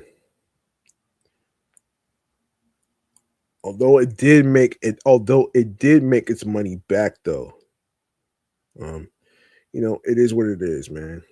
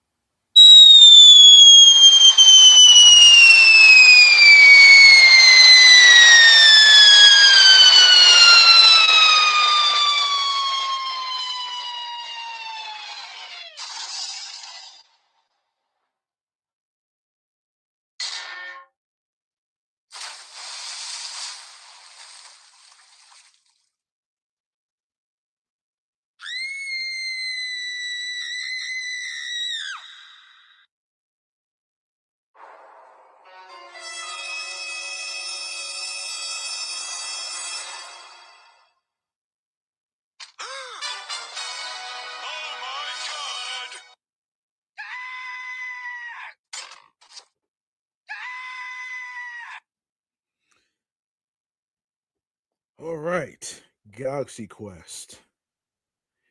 Yes, I remember this bus ad used to be on the Long Island buses and the transit buses as well. So, yeah, so this is interesting right here. So, Galaxy Quest is a 1999 American satirical science fiction comedy film directed by Dean Parasat and written by David Howard and Robert Gordon. It stars Tim Allen, Sigourney Weaver, Alan Rickman, Tony Shalhoub, Sam Rockwell, and Daryl Mitchell. A parody of the a parody of and homage to science fiction films and series, especially Star Trek and its fandom.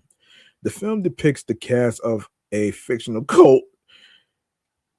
Oh man, fictional classic television series Galaxy Quest, who are drawn into a real interstellar conflict by aliens who think the series is a documentary and have shaped their society around the show. Let's see. Galaxy Quest was released by DreamWorks Pictures on December 25th, Christmas Day, 1999.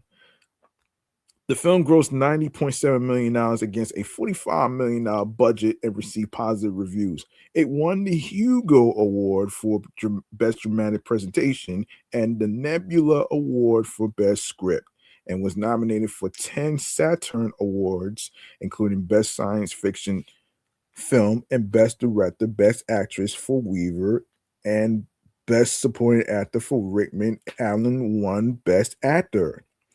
Galaxy Quest achieved um, classic status, especially from Star Trek fans for its affectionate parody. Several Star Trek cast and crew members praised the film. It was included in Reader's Digest's list of the top 100 plus funniest movies of all time in 2012, and Star Trek fans voted it the seventh best Star Trek film in 2013. Now let's go to the production. Let's talk about the production. The original spec script by David Howard was titled Captain Starshine. That was never going to work though, man. Howard stated he got the idea while at an IMAX presentation where one of the trailers for an upcoming Americans in Space film was narrated by Leonard Nimoy. Of course, obviously, a leading actor from Star Trek. Of course, most of y'all probably remember the catchphrase, "Oh my." Oh shit. The trailer got Howard thinking about how the other Star Trek actors had become pigeonholed in these roles since the cancellation of Star Trek. And he then came up with the idea of what if there were real aliens involved. Yeah, the what if questions, right? Yeah. Um from there he considered that the rest of his script in a lot of ways just wrote itself because it just seems so self-evident once the idea was there. Producer Mark Johnson, who had a first look deal with DreamWorks, did not like Howard's script but was fascinated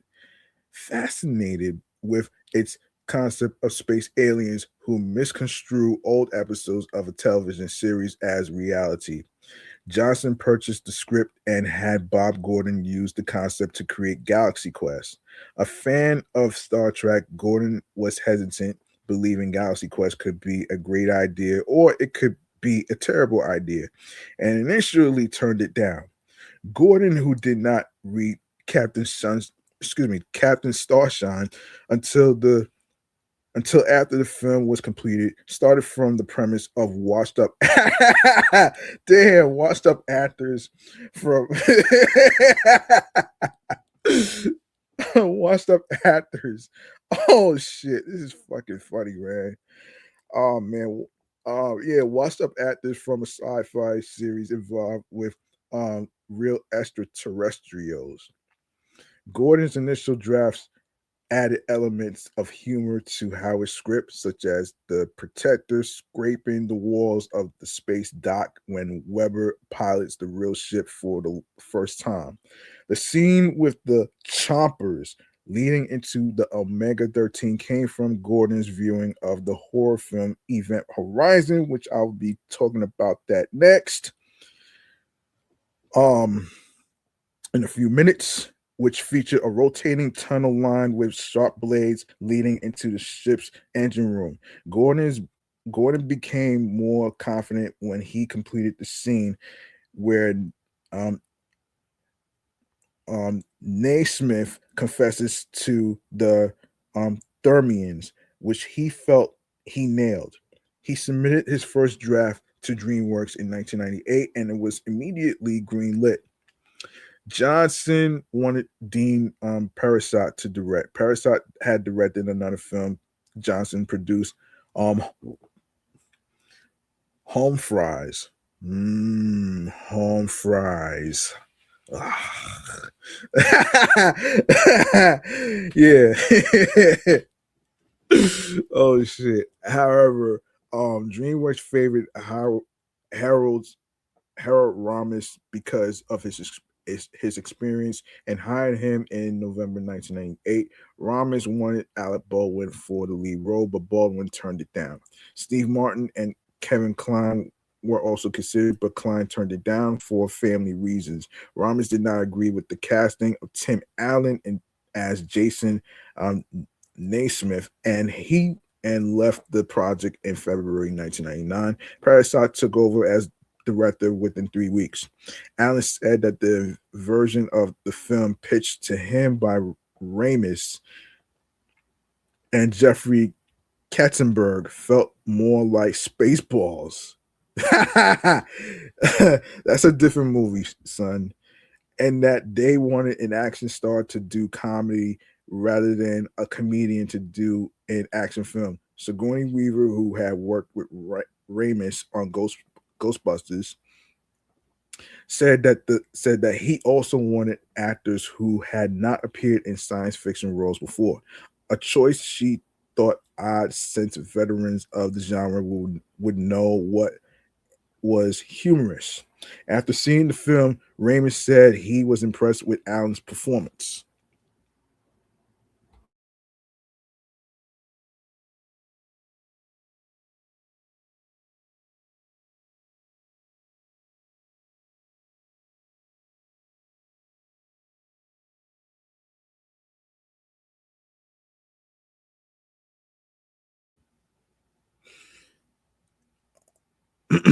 Johnson named the main villain after film critic Andrew Saris, while admitting he also considered Haskell after Marley Haskell, who was married to Saris. Once Saris discovered this, he mocked, "This guy wants to insult me.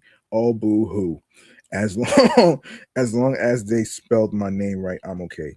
Casting. Following Parasite's assignment as director, Allen was quickly cast as Naismith, and had to choose between Galaxy Quest and Bicentennial Man. The Bicentennial role went to the late great Robin Williams. Allen said he was a big sci-fi fan and had hoped the role would launch a second part of his career as a sci-fi actor.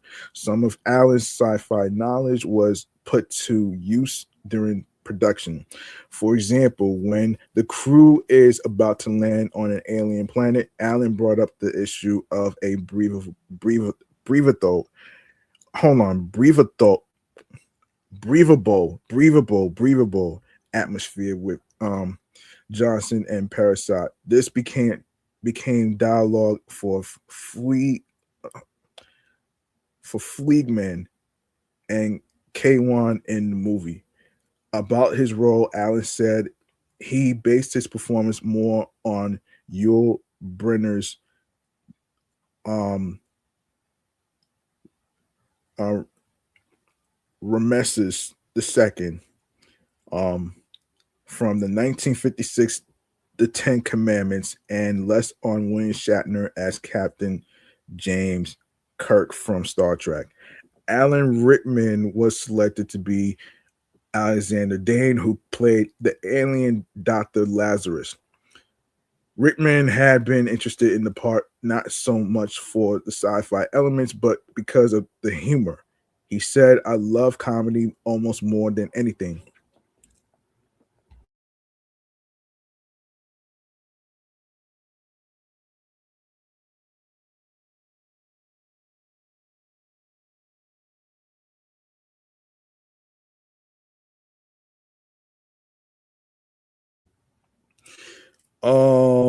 This really is one of the funniest scripts I've read, and that actors are probably the only professionals who send themselves up. We actually have a sense of humor about ourselves. While the original script made Dane a ceremonial knight, Rickman suggested the title would be too much for the character, and this was dropped. Though he remained listed as as Sir Alex Dane in the credits. Rickman also provided input into the prosthetic piece that Dane would use to play Lazarus, saying it was important for it to be good enough to convince the aliens who believe were the real thing, but also cheesy enough to imagine that it was something he applied himself. Rickman's sense of drama came into play during initial reads and script revisions. Rockwell said that Rickman was very instrumental in making sure the script hit the dramatic notes and everything had a strong logic and reason behind it.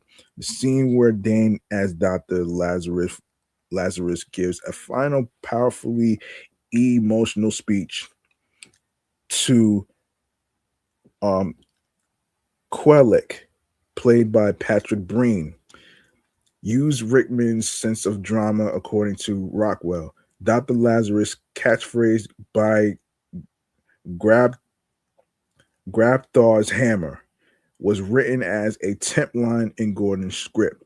Gordon planned to replace Grabthar with something less comical, but the line stuck as the production crew started using it around their offices and had it printed on T-shirts. Oh boy.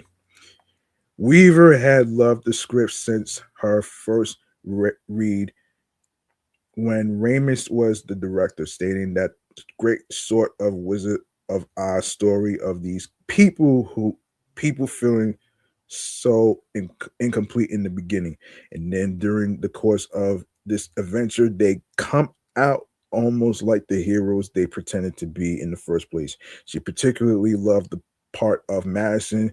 To me, she was what a lot of women feel like, including myself, in a Hollywood situation.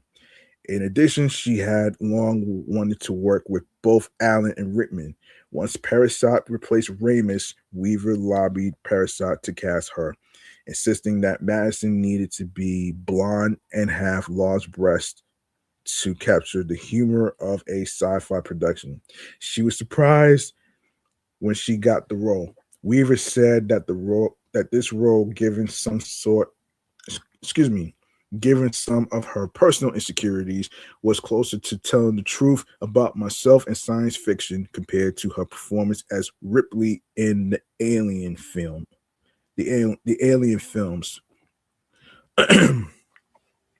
She wore a blonde wig, which she kept after production, and an enhanced bosom, which many of the crew said gave Weaver a new personality. Weaver often left the set in the costume and returned to her hotel to admire herself, saying that she loved being a starlet.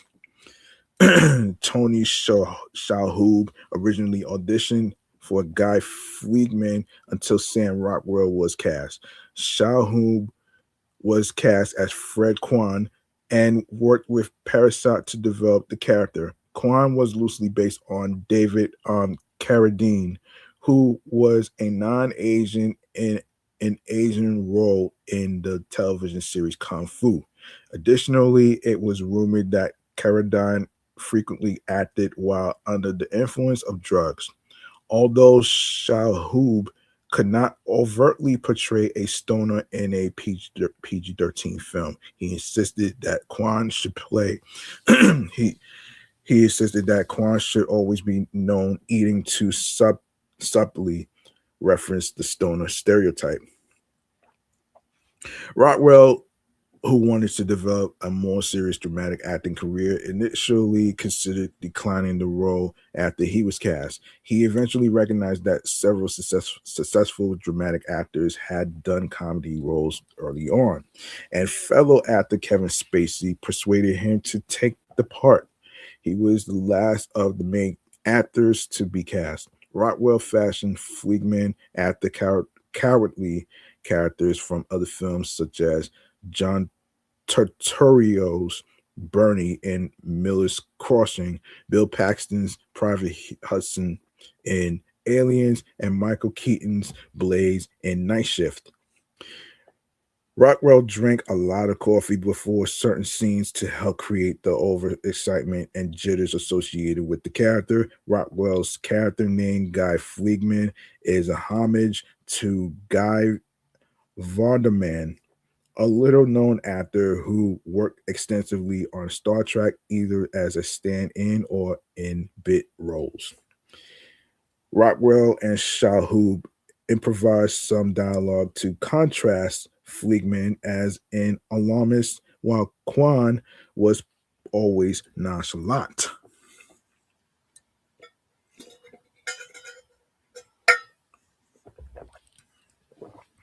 Daryl Mitchell had worked with Parasite on Home Fries, yummy by the way, and Parasite felt he was the perfect choice to play Weber. David Allen Greer was head to head with Mitchell for the part, according to Mitchell. Justin Long was cast as Brendan, and it was Long's first feature film role. Long had just completed a pilot for a television show under casting director Bonnie Zane, who suggested Long to her sister Deborah Zane, the casting director for Galaxy Quest. Long said he was nervous. He was nervous auditioning as an unknown actor at the time, competing against Kieran Culkin, Eddie K. Thomas, and Tom Everett Scott.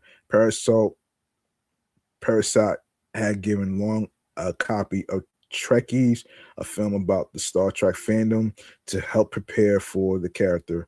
Long based his character on a combination of Philip Seymour Hoffman's Scotty J from Boogie Nights and the comic book guy from The Simpsons.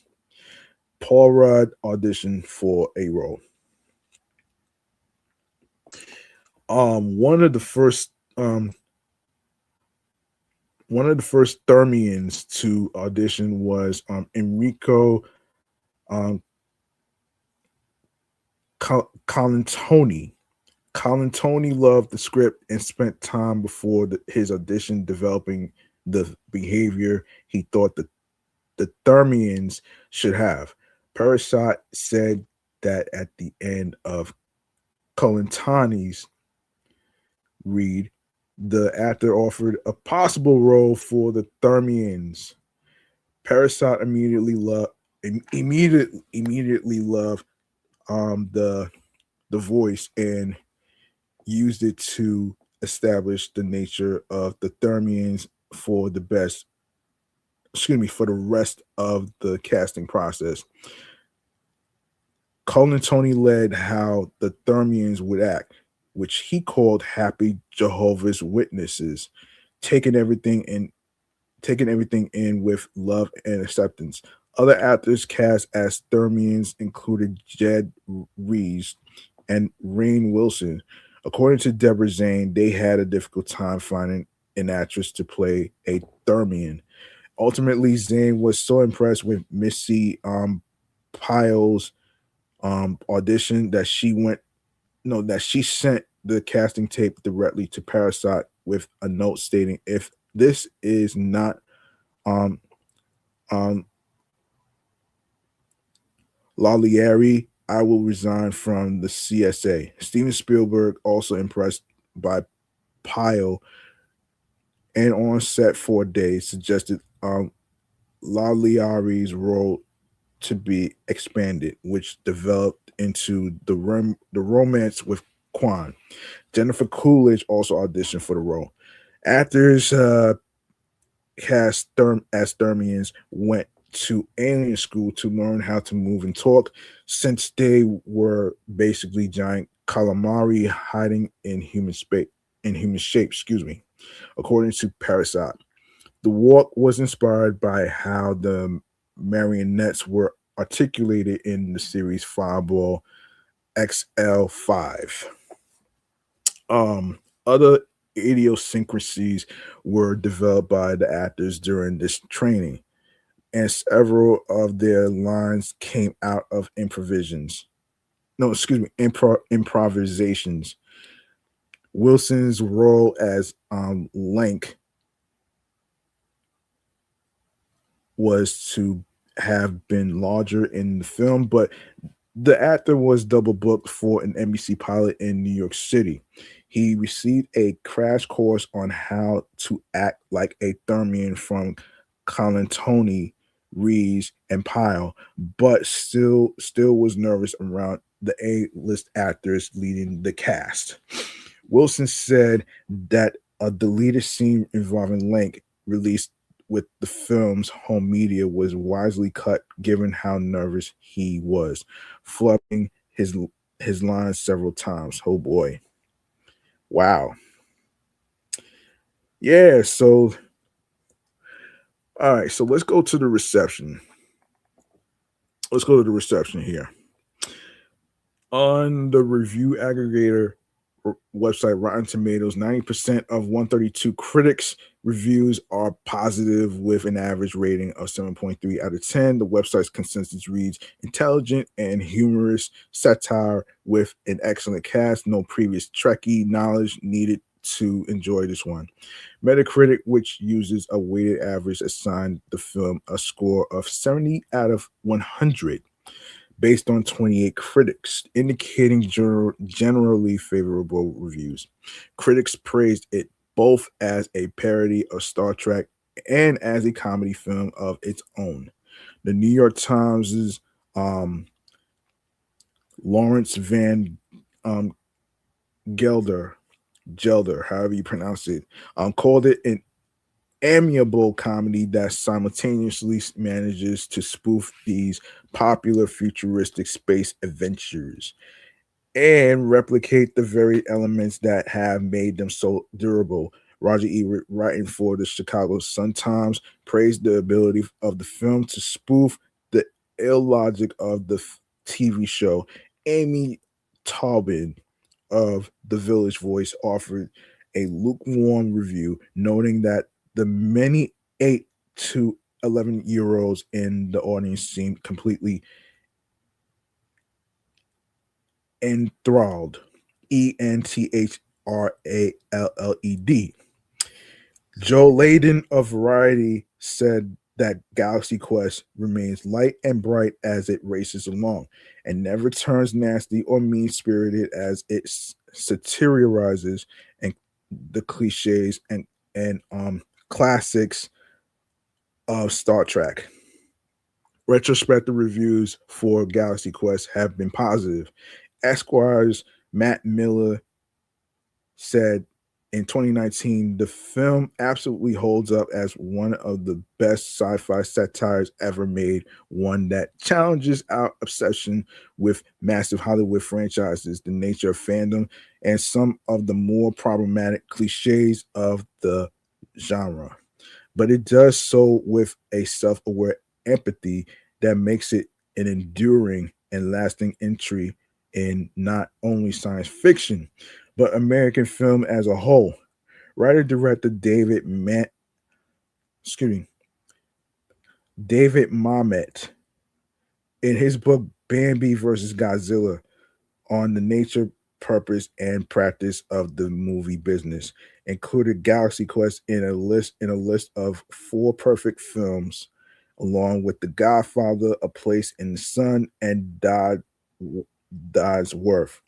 The film has been described by fans and critics As one of the best Star Trek films, despite not being part of the franchise, Galaxy Quest grossed $71.6 million in the United States and Canada and $19.1 million in other territories for a worldwide total of $90.7 million, double the original budget of $45 million, which means the movie essentially broke even after distribution, theater, and ticket sales taxes were deducted, as a movie typically has to double its gross to break even. It spent its first 9 weeks in the top 10 at the box office. Wow, that's pretty good.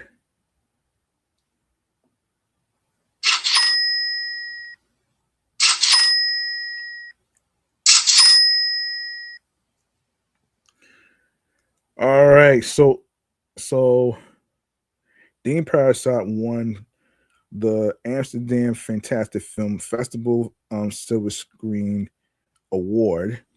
Um, Deborah Zing, Tim Allen, Sigourney Weaver all got nominations for the Art- RTO's award for Best Casting for Feature Film Comedy, Favorite Actor Comedy, Favorite Actress Comedy for the Blockbuster Entertainment Awards. The Brussels International Festival of Fantastic Film, David David Howard, Dean Parasite, Dean Parasite, David Howard, and Robert Gordon all won for Silver Raven for Best Screenplay, Pegasus Audience Award, Best Foreign Language Film, Best Dramatic Presentation. So that's for um Ho Chi Film Awards and Hugo Awards. Now we go to the Las Vegas Film Critics Society Awards. Bill George got a nomination alongside with David Howard and Robert Gordon, Galaxy Quest, Dean Parasite, for Best Visual Effects, the Nebula Awards for Best Script, Saturn Awards for Best Science Fiction Film, Best Director. Tim Allen won that for Best Actor. Sigourney Weaver got a nomination. Alan Richter for Best Supporting Actor with a nomination, alongside with a nomination for Justin Long for Best Performance by a Younger Actor. David Newman Newman, Best Music. Albert Wolski, Best Costume. Um, Stan Winston, Hallie D. Amore, and V. Neal got a nomination for Best Makeup, Best Special Effects. Stan Winston, Bill George, Kim Bromley, and Robert Stad. Galaxy Quest got a nomination for Choice Movie Comedy for the Teen Choice Awards. Okay. All right, let's move on to the next movie. Let's move on to the next movie. The next movie is going to be The Day the Earth Blew Up. Yeah, The Day the Earth Blew Up is a 2024 American animated science fiction comedy film produced by Warner Brothers Animation, directed by Pete Braungart in his feature directorial debut. The film is a spin-off from the Looney Tunes cartoons series developed by Braungart and is the full excuse me is the first fully animated and theatrically released film in the Looney Tunes franchise, consisting of entirely original material. It features the voices of um, Eric Bowser, Candy Milo, and Peter McNichol. The film follows Daffy Duck and Porky Pig as they try to save Earth from a chewing gum based alien scheme. Holy shit. Let's see. You got Derek Batchman. Hold on. I'm sorry. I'm sorry. I'm looking at the actors. Yeah, and stuff that's written. So written written by Derek Backman, Pete Browngart, Kevin Costello, Andrew Dickman, David Gemmell, Alex Kerwan, Ryan Kramer, Jason Reichter, um, Jason Reicher, excuse me, Michael Ruocco, Ruaco, Johnny Ryan, and Eddie Trigueros. All right, so yeah, so in 2019, while working on Looney Tunes cartoons, Brown was asked if he had any ideas for a new Looney Tunes feature film. Brown eventually settled on the premise of a sci-fi B movie from the 50s starring Daffy Duck and Porky. He took inspiration from features of the era and shots starring the cartoon duo. Warner Brothers Animation, alongside several vendors, provided the animation for the film, of which its character designs were modeled after the style of animator Bob Clampett. Joshua Moshier, who previously worked on Looney Tunes cartoons, composed the film score. Upon its announcement in 2021, the day the Earth blew up was originally set to be released on HBO Max and the Acme Night block on Cartoon Network. Instead, however, the film premiered at the Annecy International Animation Film Festival on June 11, 2024, and had a limited release in the United States on December 13th, 2024 by Ketchup Entertainment before expanding wide on March 14th, 2025. The film received generally positive reviews from critics and grossed $15.5 million on a $15 million budget.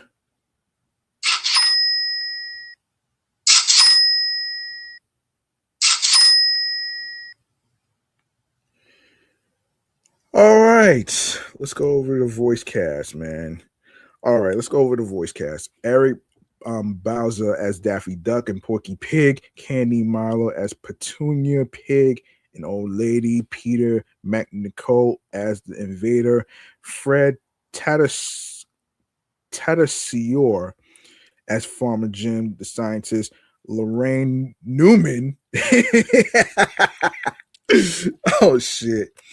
Um, as Mrs. Gret, Wayne Knight as the mayor of Grandview, Ruth Clampett as waitress Maud, Andrew um, Kishino as floor manager, Kimberly Brooks as the spaceship computer coffee shop customer, Keith Ferguson as Chewy, Carlos Alaz Rocky as a news anchor Gary, Rachel Butera as Town Kid, Peter Browngart as Roofer Joe Bully, Nick Samotas as theater audience guy, a flavor scientist. Well, all right. So in 2019, while working on the series Looney Tunes cartoons for the streaming service HBO Max, series developer Peter Browngart was, yeah, I did read that part.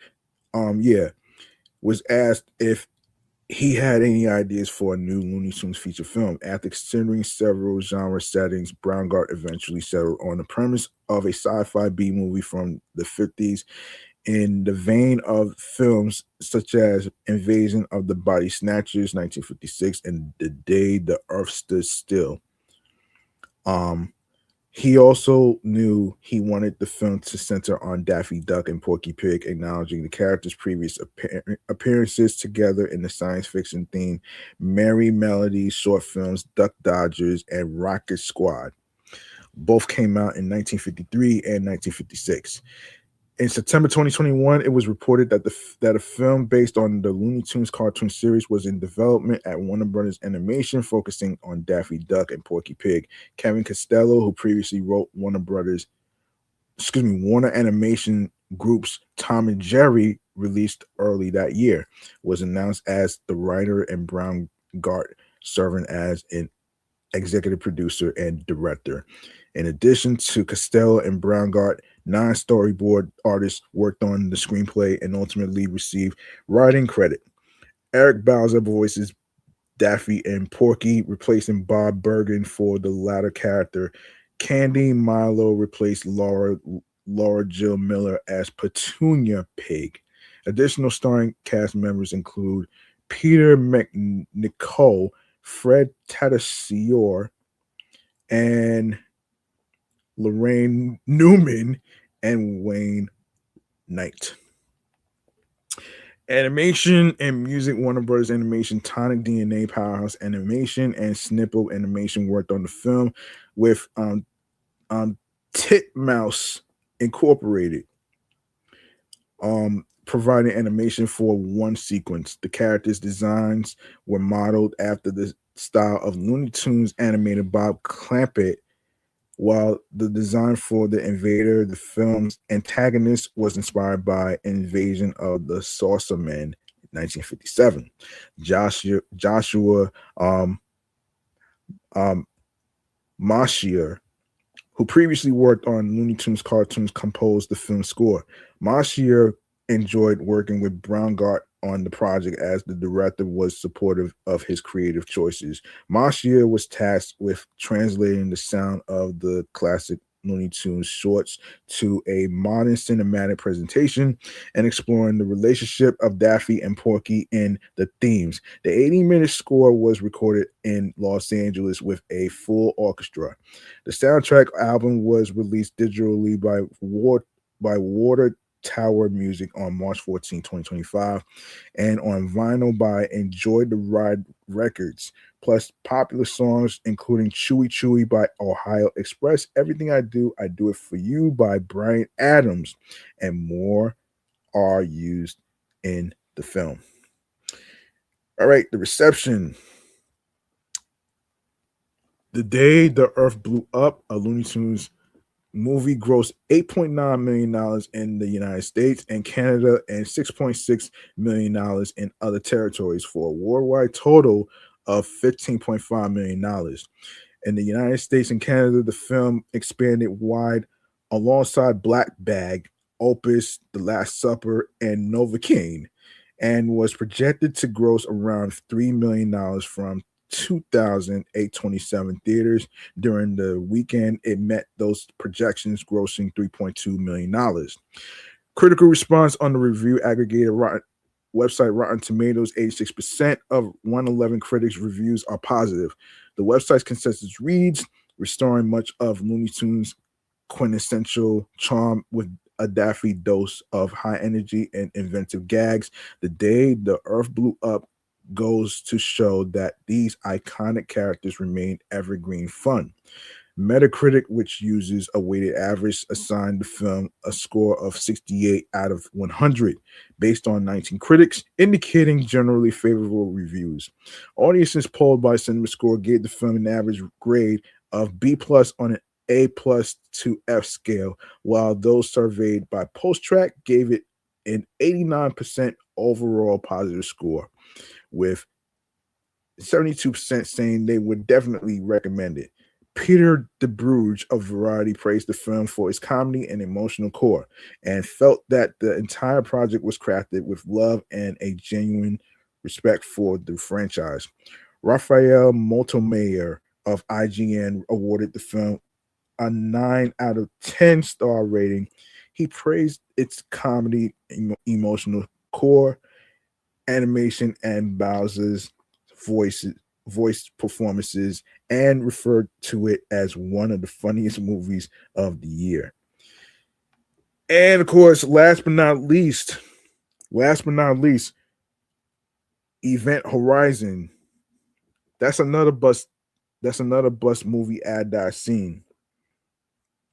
All right, so Event Horizon is a 1997 science fiction horror film directed by Paul Anderson and written by Philip Eisner.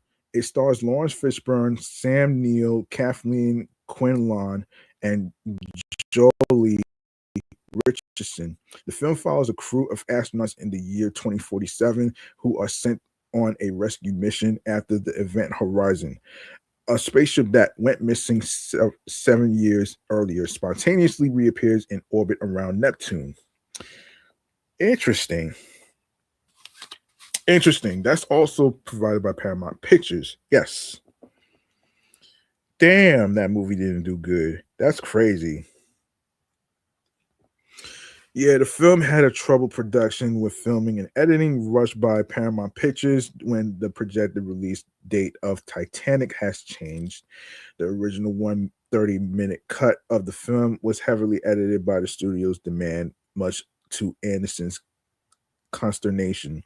Event Horizon was released in the United States on August 15th, 1997, and the United Kingdom 1 week after. It was a commercial and critical failure, grossing $42 million on a $60 million budget.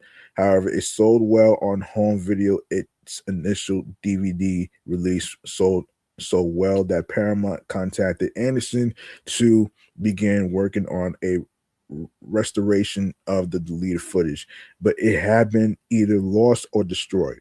The film has since been reassessed as a classic that influenced many sci-fi and horror films and video games and has appeared on lists of the best horror films of all time.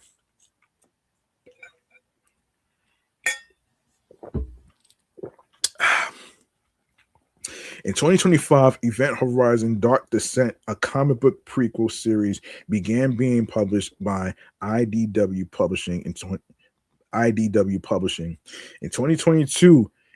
Event Horizon Inferno, a comic book sequel series, is set to begin being published by IDW Publishing. And I'm not going to go over the production for this one right here. I'm gonna cut to the reception. Event Horizon was released on August 15th, 1997, and was a box office failure, grossing only 26,616 and $590 against a $60 million production budget, to be exact, in the United States. Internationally, it grossed nearly $16 million for a worldwide total of $42 million.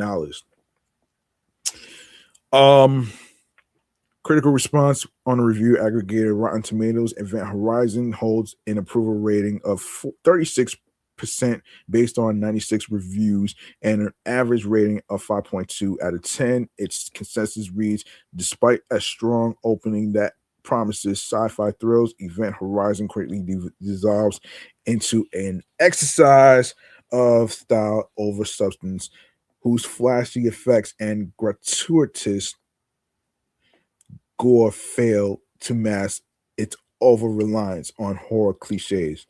On Metacritic, the film holds a weighted average score of 35 out of 100 based on 20 critics, indicating generally unfavorable reviews. Audiences polled by CinemaScore gave the film an average grade of D+ on an A+ to F scale.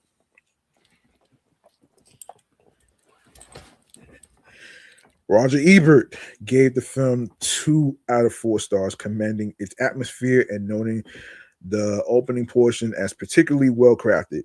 However, he felt it never managed to become the intense, thought-provoking experience it wanted to be.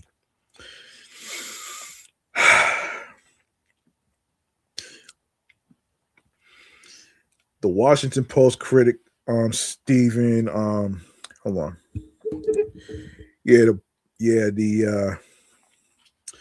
The Washington Post critic Stephen Hunter called the film pointless, loud, with more devotion to style than scares, and a satisfying explanation of its supernatural experiences. In a lukewarm review, Empire magazine wrote that the film never fulfills its promise, is down to its over-reliance on horror horror vagaries in a precision-built sci-fi milieu. Ultimately leaving too many unanswered queries. A sharper script and a more credible solution could have turned this impressive hokum into a force to be reckoned with. Ebert and some other critics noted in the influence of Solaris on Event Horizon. The film had some early supporters. Total Film gave it 3 out of 5 stars, stating excellent special effects and an alien-esque feel make this supernatural horror film remind in reference to The Shining in space, as most critics have called it pretty accurately, well worth a look.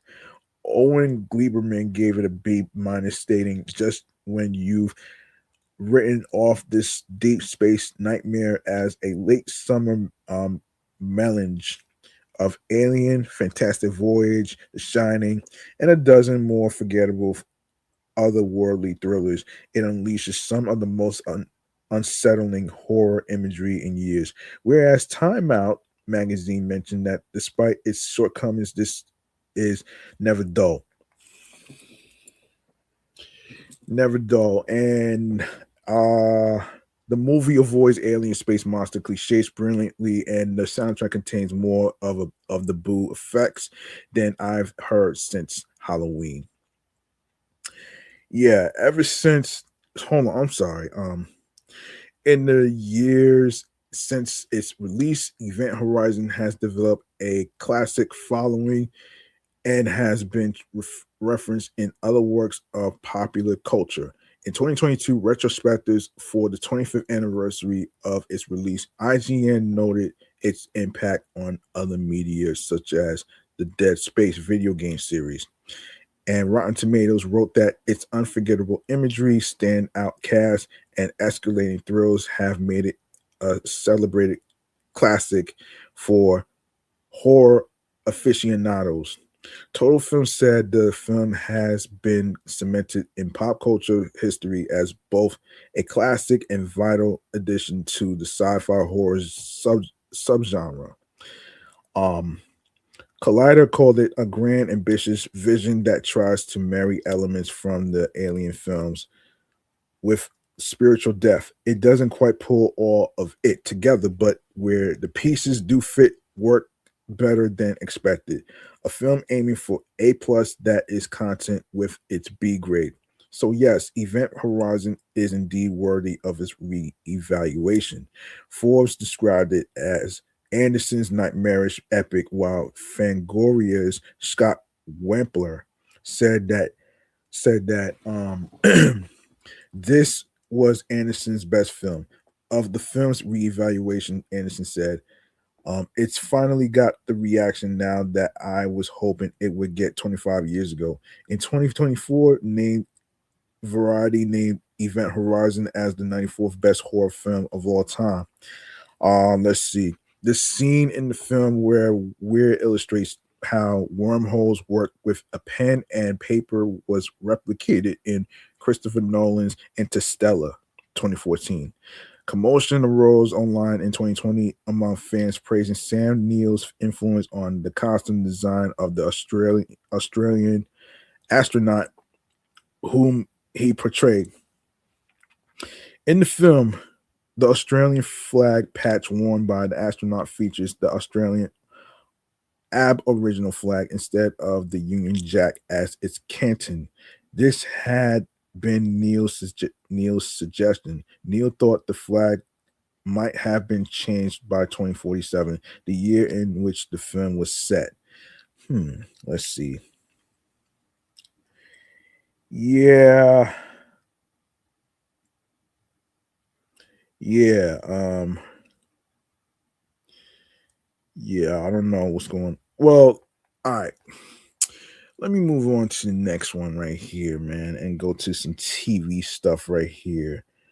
I'm probably gonna do one, and that's going to be Farscape. So let's get it. We're gonna get into because I'm not sure if I'm gonna have time to go over the Star Trek stuff. So I'll actually do that, and I'll do that next time. I'm not gonna have time to go through the Star Trek listings and stuff. So I'll do that in a future episode. Let me see. Let's go to All right, let's go to TV show checkouts.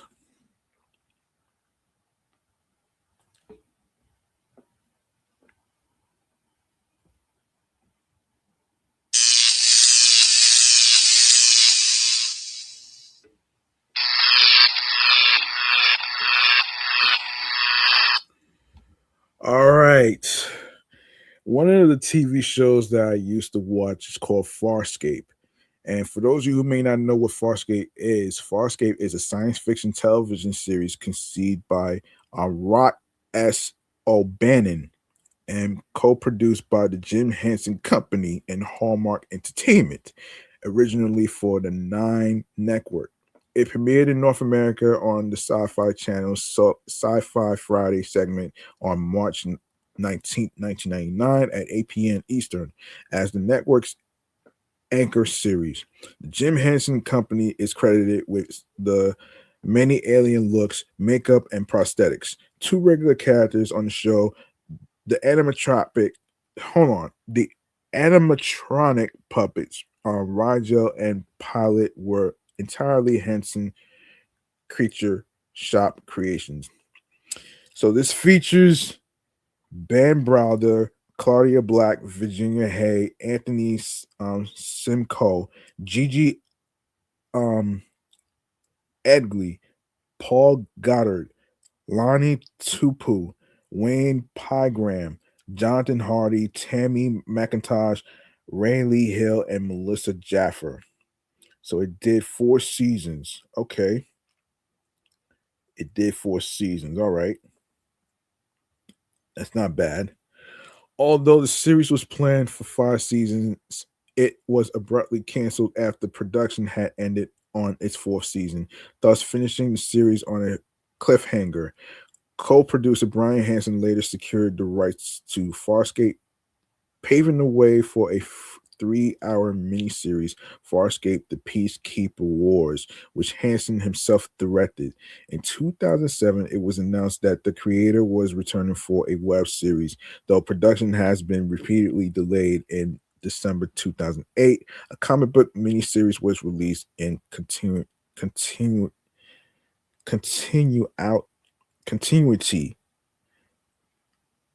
with both the television show and the potential online series. Okay. Let's see. Farscape features a diverse ensemble cast of characters who are initially escaping from corrupt authorities, namely a militaristic organization known as the Peacekeepers. The protagonists live inside a large biomechanical ship called Moya, which is a living entity. In the first episode, they are joined by the main character, John Critchin, who uh, played by Ben Browder, a modern day American astronaut who accidentally flies into a wormhole near Earth during an experimental space flight. On the same day, another stranger is picked up by Moya, a peacekeeper named um, Aaron Sun, played by Claudia Black. Despite his best intentions, Christian makes enemies, including the show's most prominent antagonist, Scorpius. There are a few standalone plots, and the show gradually unfolds progressive story arcs, beginning with the crew's recapture by the peacekeepers, followed by Christian's search for another wormhole back to Earth, and an eventual arms race for wormhole technology weapons.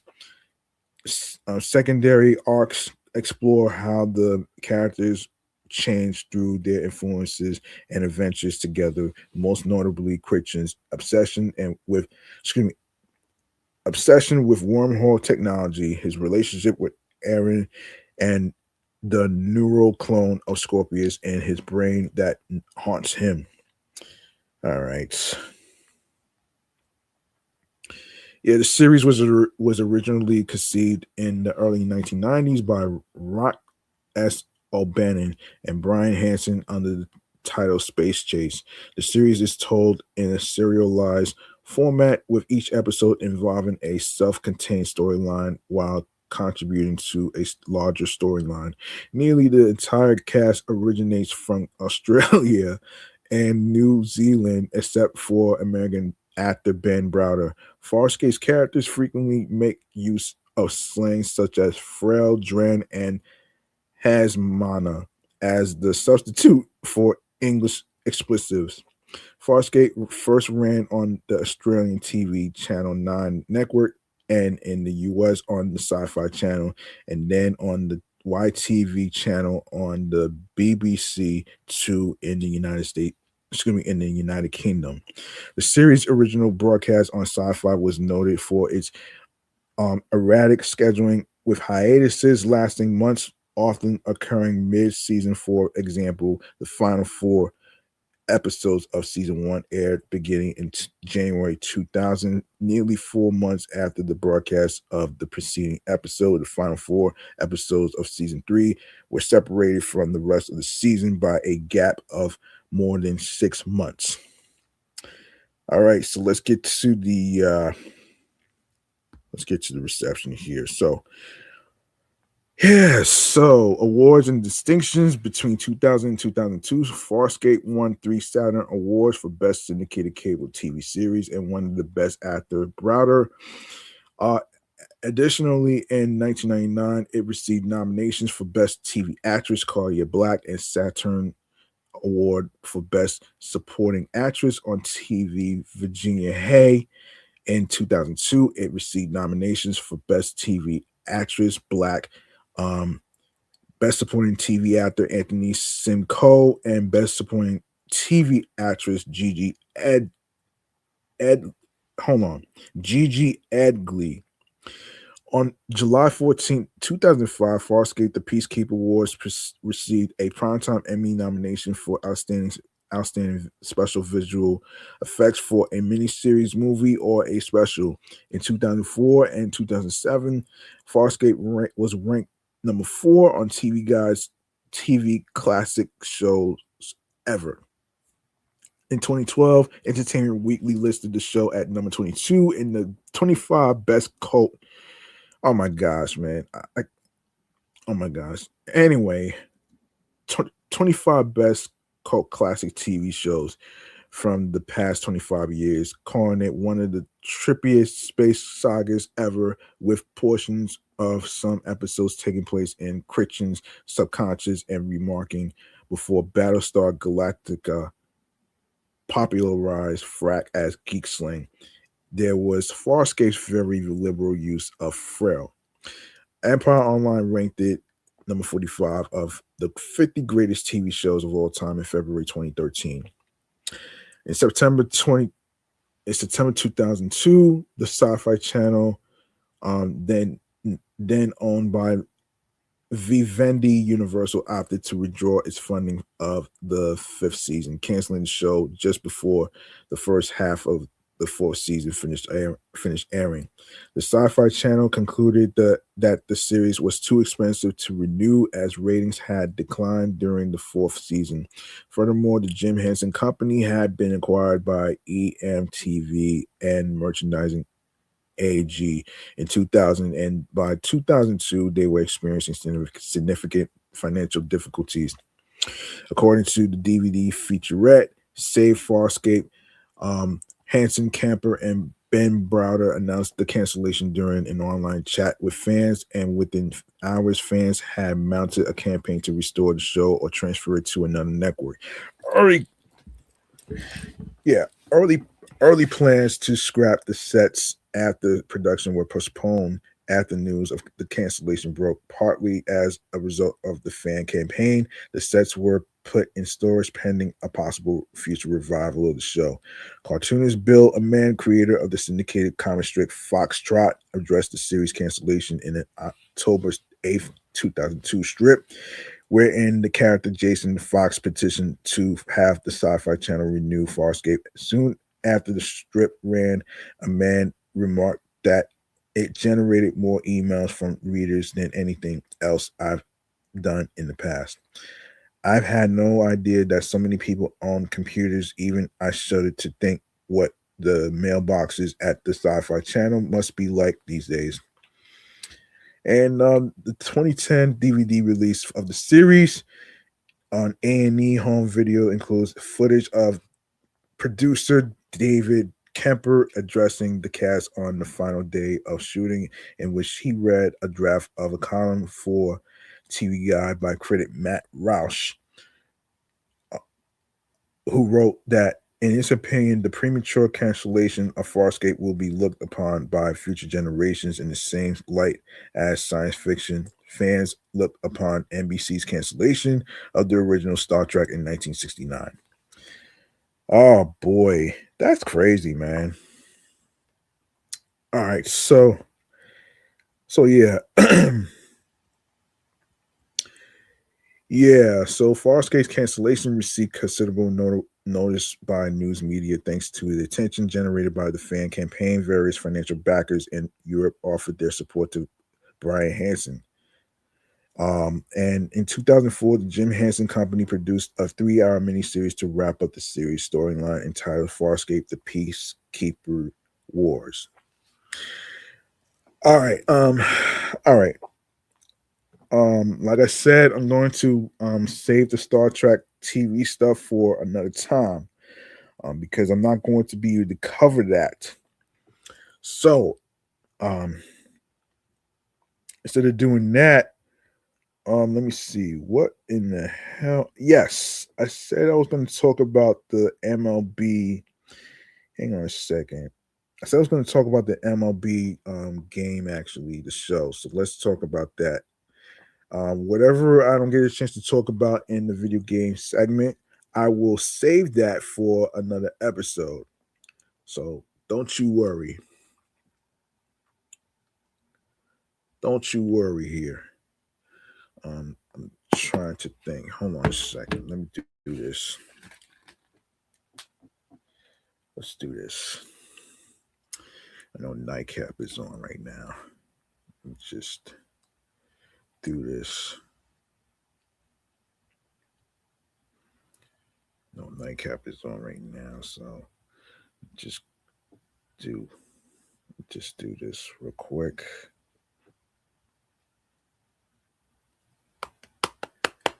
Okay. Oops. Not what I went. Not what I meant to do. Hang on a sec. All right. Get this out. And boom. All right. Okay.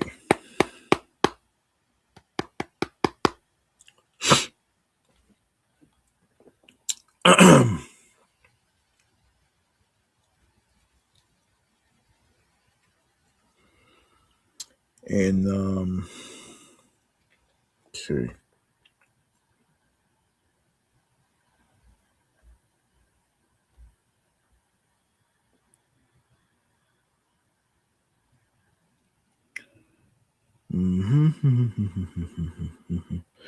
Okay, New York Nightcap, do your thing.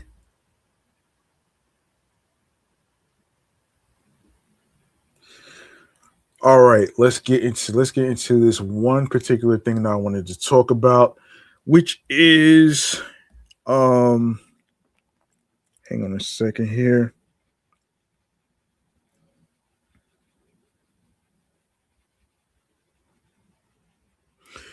All right, so let's get to the video games chamber real quick. All right. Let's do this.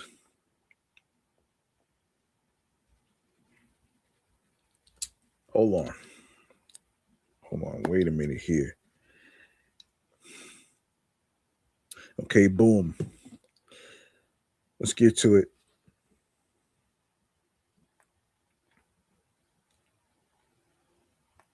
Okay. Here we go.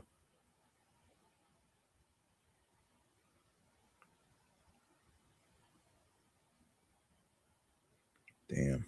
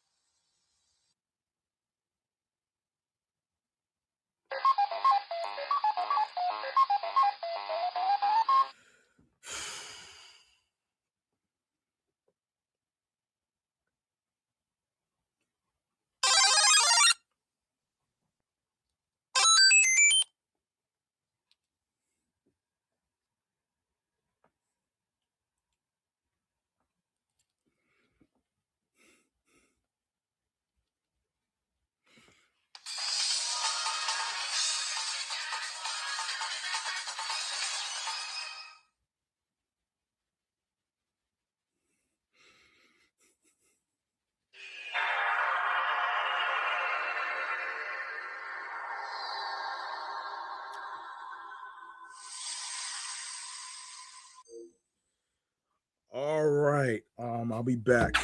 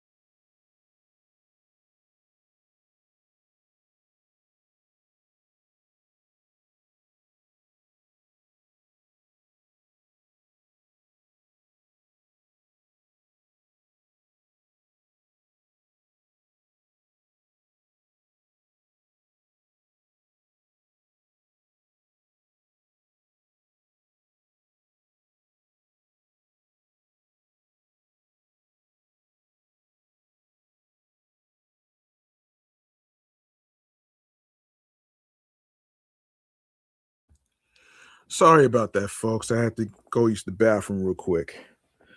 All right. ML MLB The Show 26, which is out right now. Let's talk about this.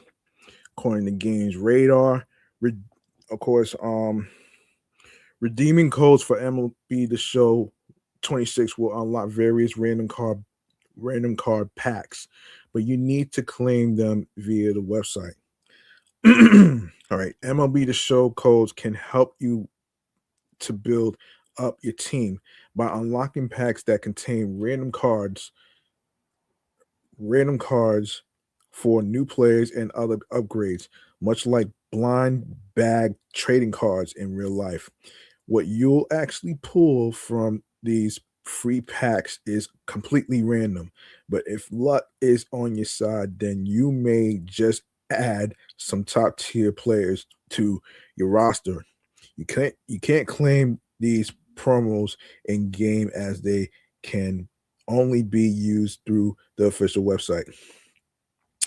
So to get the lowdown here are the codes for MLB The Show 2026 and how to redeem them online.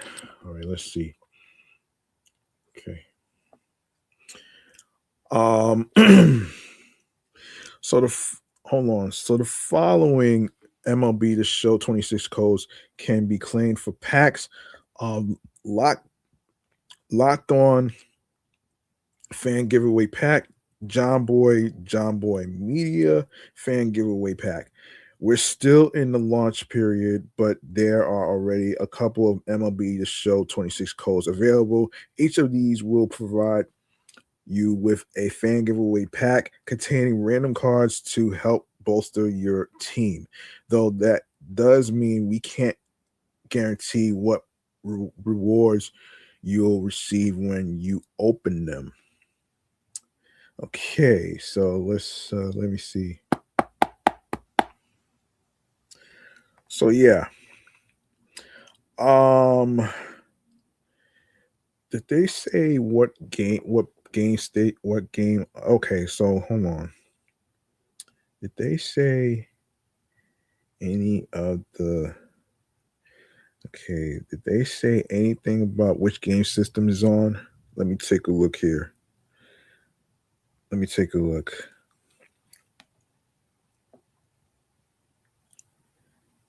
Did they say which game system is out right now? Let's see. Okay, um, MLB The Show.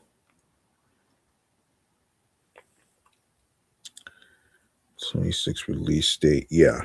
Um, let me take a look and see which game systems they are on. Let's take a look here. Yes.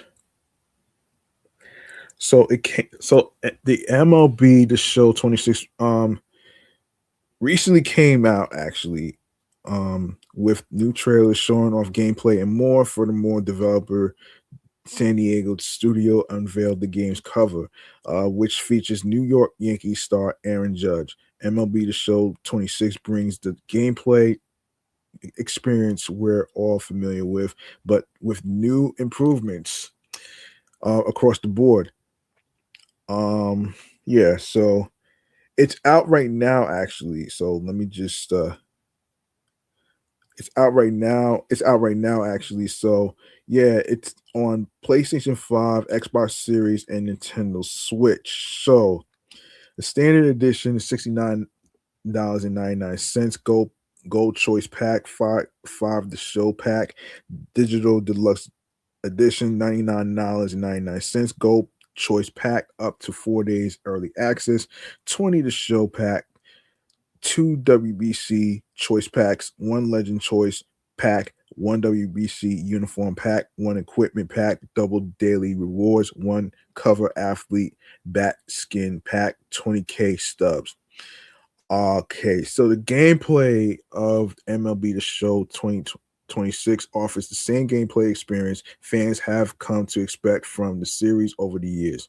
However, the developer San Diego Studios added new features and improvements. These include new catches on the run to allow more realistic base coverage, new cutoff throws and animations for knee down and defensive catches and bear down pitching. Additionally, pop time has now become its own attribute. Furthermore, the developer split the fielder's reaction rating into four directional attributes instead of just one. Most of these changes are intended to create a more realistic experience. You'll feel these changes reflected into the game's modes.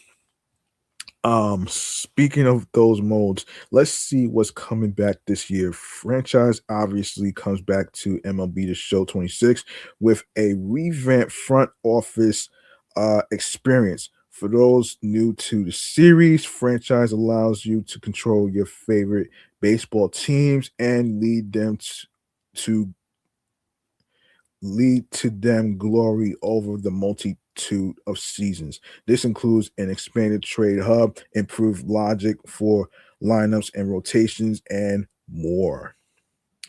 Diamond Dynasty returns, of course, allowing players to build their own MLB fantasy lineup. The World Baseball Classic returns to the show as um, Double D players can experience the WBC in mini seasons or on special themed conquest maps. And there will be other programs to feature WBC player rewards.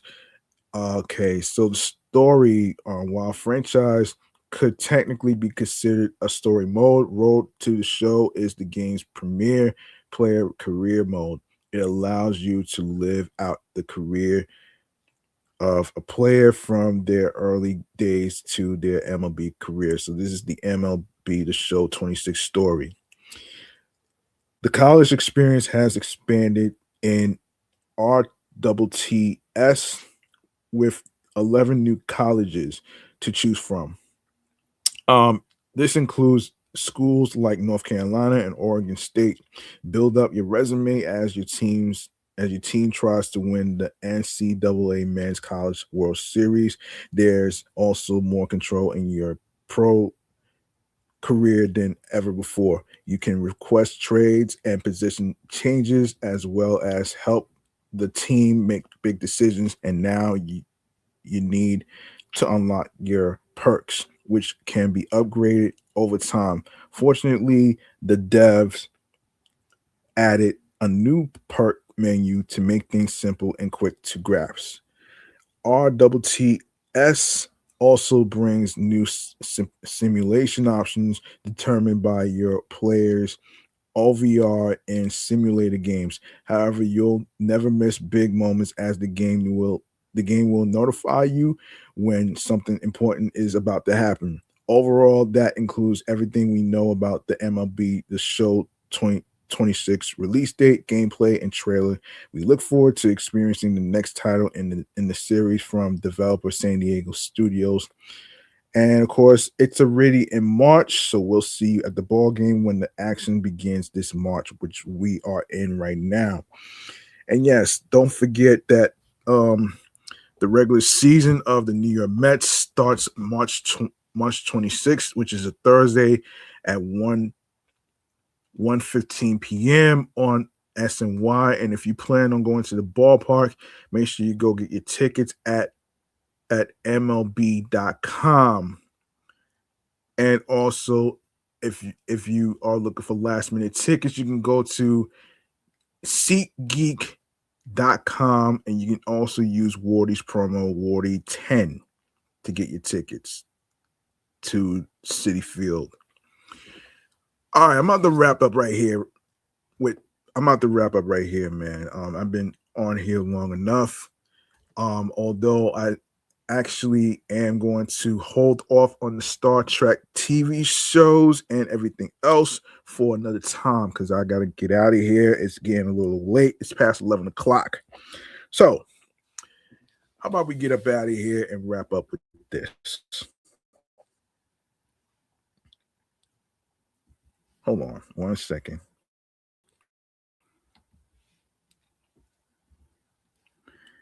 How about we get up out of here with this?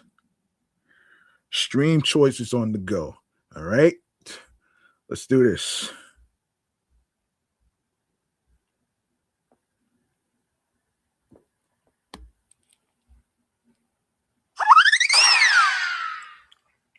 Yes, make sure you follow Meticulous Vaju's podcast, the entertainment review show on Facebook, alongside with Bluesky Social, along with Threads and Instagram.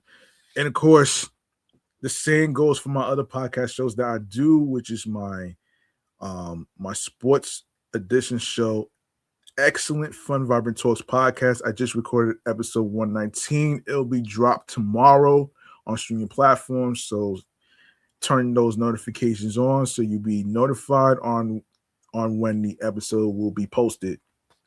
And also you can follow Off the Meat Rat Chainz New York Avenue podcast on Threads and Instagram, as well as the other social media platforms which I just mentioned. And of course, you can follow your host with the most, G Money Stacks 555 in Queens, New York. And also when you go to the link in bio, you're gonna see Linktree / Meticulous Vaju's podcast 5. All right. When you go there, you're gonna see a whole list of audio streaming platforms, which I'm glad to actually go over with you. Starting with Audible, Odyssey, Amazon Music, Apple Podcasts. Don't forget to leave a 5-star rating with a positive review. It really helps me out as the host of multiple podcast shows, actually three to be exact, actually three, and so I could get so I could create more topics, stuff to review, whether it's music, whether it's movies, TV shows, gaming, all that stuff, man. And of course, we're also on Castbox FM, These are Listen Notes, Moon FM podcast, Overall FM podcast, Pandora, Player FM, Pocket Cast, Podo Polo, Podorama podcast, Index podcast, Addict, Podchaser, Podverse, Podcast Guru, Podcatcher, Podcast Republic, Snip, Spotify. You can also add the podcast to your Spotify playlist. And of course, you can listen on Spotify for creators, TuneIn Radio, Fountain, Good Pods, iHeartRadio, the number one app where you can listen to your favorite music artists, such as rappers, R&B singers, pop stars in different music genres, hip hop artists, your favorite radio AM and FM stations. And of course, you can listen to the episodes for free. You don't need a credit card to download iHeartRadio. All you need to do is download iHeartRadio onto your phones right now. iHeartRadio onto your iPhones, Android phones, iPads, Android tablets. You can also download it to your laptop models that you use, like Apple and Dell laptop models. All right. And also don't forget to don't forget to actually share your thoughts in the comment section. Of course, make sure you click on the subscribe button and notification bell so you'll be notified on when each new video episode is going to be uploaded to the YouTube channel page of Meticulous Vibe Juice Podcast Entertainment YouTube channel page. Leave a like and a comment. Tell me how you feel about this. Tell me how you feel about the topics in today's episode and previous episodes whatsoever. And of course, share the podcast with your husbands, your wives, your boyfriends, girlfriends, people you're cool with from work. And of course, enable alerts so you don't miss out on any more video podcast episode live stream recordings. And of course, new episodes will be dropping on Tuesdays, Fridays, and Saturdays. And of course, share the videos. You can download. You can even listen to the episodes while you are in your cars going to your destinations. And of course, if you need something that you want to listen to, whether you're having a bad day whatsoever, you can listen to this podcast right here, Meticulous Vibe Juice Podcast, the entertainment review show. You can also listen to that. You can also listen to on my other podcast shows that I do, which is Excellent Fun Vibrant Talks Podcast, and my sports YouTube channel page. And my primary YouTube channel is G Money Stacks 555, where you could actually listen on the episodes of Off the Meat Rat Chainz New York Avenue podcast. Make sure you subscribe to the other YouTube channels that I just mentioned. All right. So there you go, right there, folks. That's gonna do it for me, man. I'm your man G Money Stacks, aka the Gregonator. Rhymes with now and later, or now or later, of course. And I would like to say thank you to every single one of you who actually tuned in and actually got the chance to check out the episodes and stuff. This episode will be dropped off tomorrow, as well as episode 119 of my sports podcast show, Excellent Fun Vibrant Talks Podcast as well. So keep an eye out on that. And of course, remember the grinders and stop. Hard work pays off. If you want something, you have to work hard and earn it. It's not going to be given to you on a fucking silver platter. And of course, let me just say this though. If you plan on starting a podcast, um, make sure you be yourself behind the microphone, and don't overthink of whether it's the right time or wrong time to start a podcast. Just go ahead and do it, like the Nike slogan says. You know what I'm saying? And don't let anybody discourage you into saying um that your shit sucks or whatever. Don't worry about the hater burgers. All right. You know what you do? You eat them motherfuckers up for lunch. All right. And also be on your P's and Q's. Have confidence in yourself and faith in yourself. Um, be on your P's and Q's creatively, mentally, emotionally, physically, and spiritually. That gets you into your zone alongside with tunnel vision. All right. All right, man. That's gonna do it. That's gonna do it, man. Um, I'm up out of here. Stay tuned for more new topics in the next episode. Yes, tune in next time where I go over the discography of Redman and, of course, the singles by Gabby the artist. And like I said, I'm going to postpone the Star Trek TV series and stuff to another time. So that'll be for a future episode. So stay tuned for that. Keep it locked right here. Turn those notification bells on the YouTube channel spaces, especially to those that I just mentioned. Yes, make sure you subscribe to not only to this channel, but also to my other channels, my sports show, Excellent Fun Vibrant Talks podcast, and of course, Off the Meat Rat Chainz New York Avenue podcast episodes is on my primary YouTube channel of G Money Stacks 555. All right. I'm going to be recording episode 446 to dedicate to the women in Women's History Month and everything else. So stay tuned for that as well. So peace and one love. Be careful out there. If you plan on going to the games whatsoever, make sure you take your friends, your girlfriends, your boyfriends, your friends, and all that other stuff with you. All that great stuff right there, man. And take a look at the food menus and stuff while you're at City Field.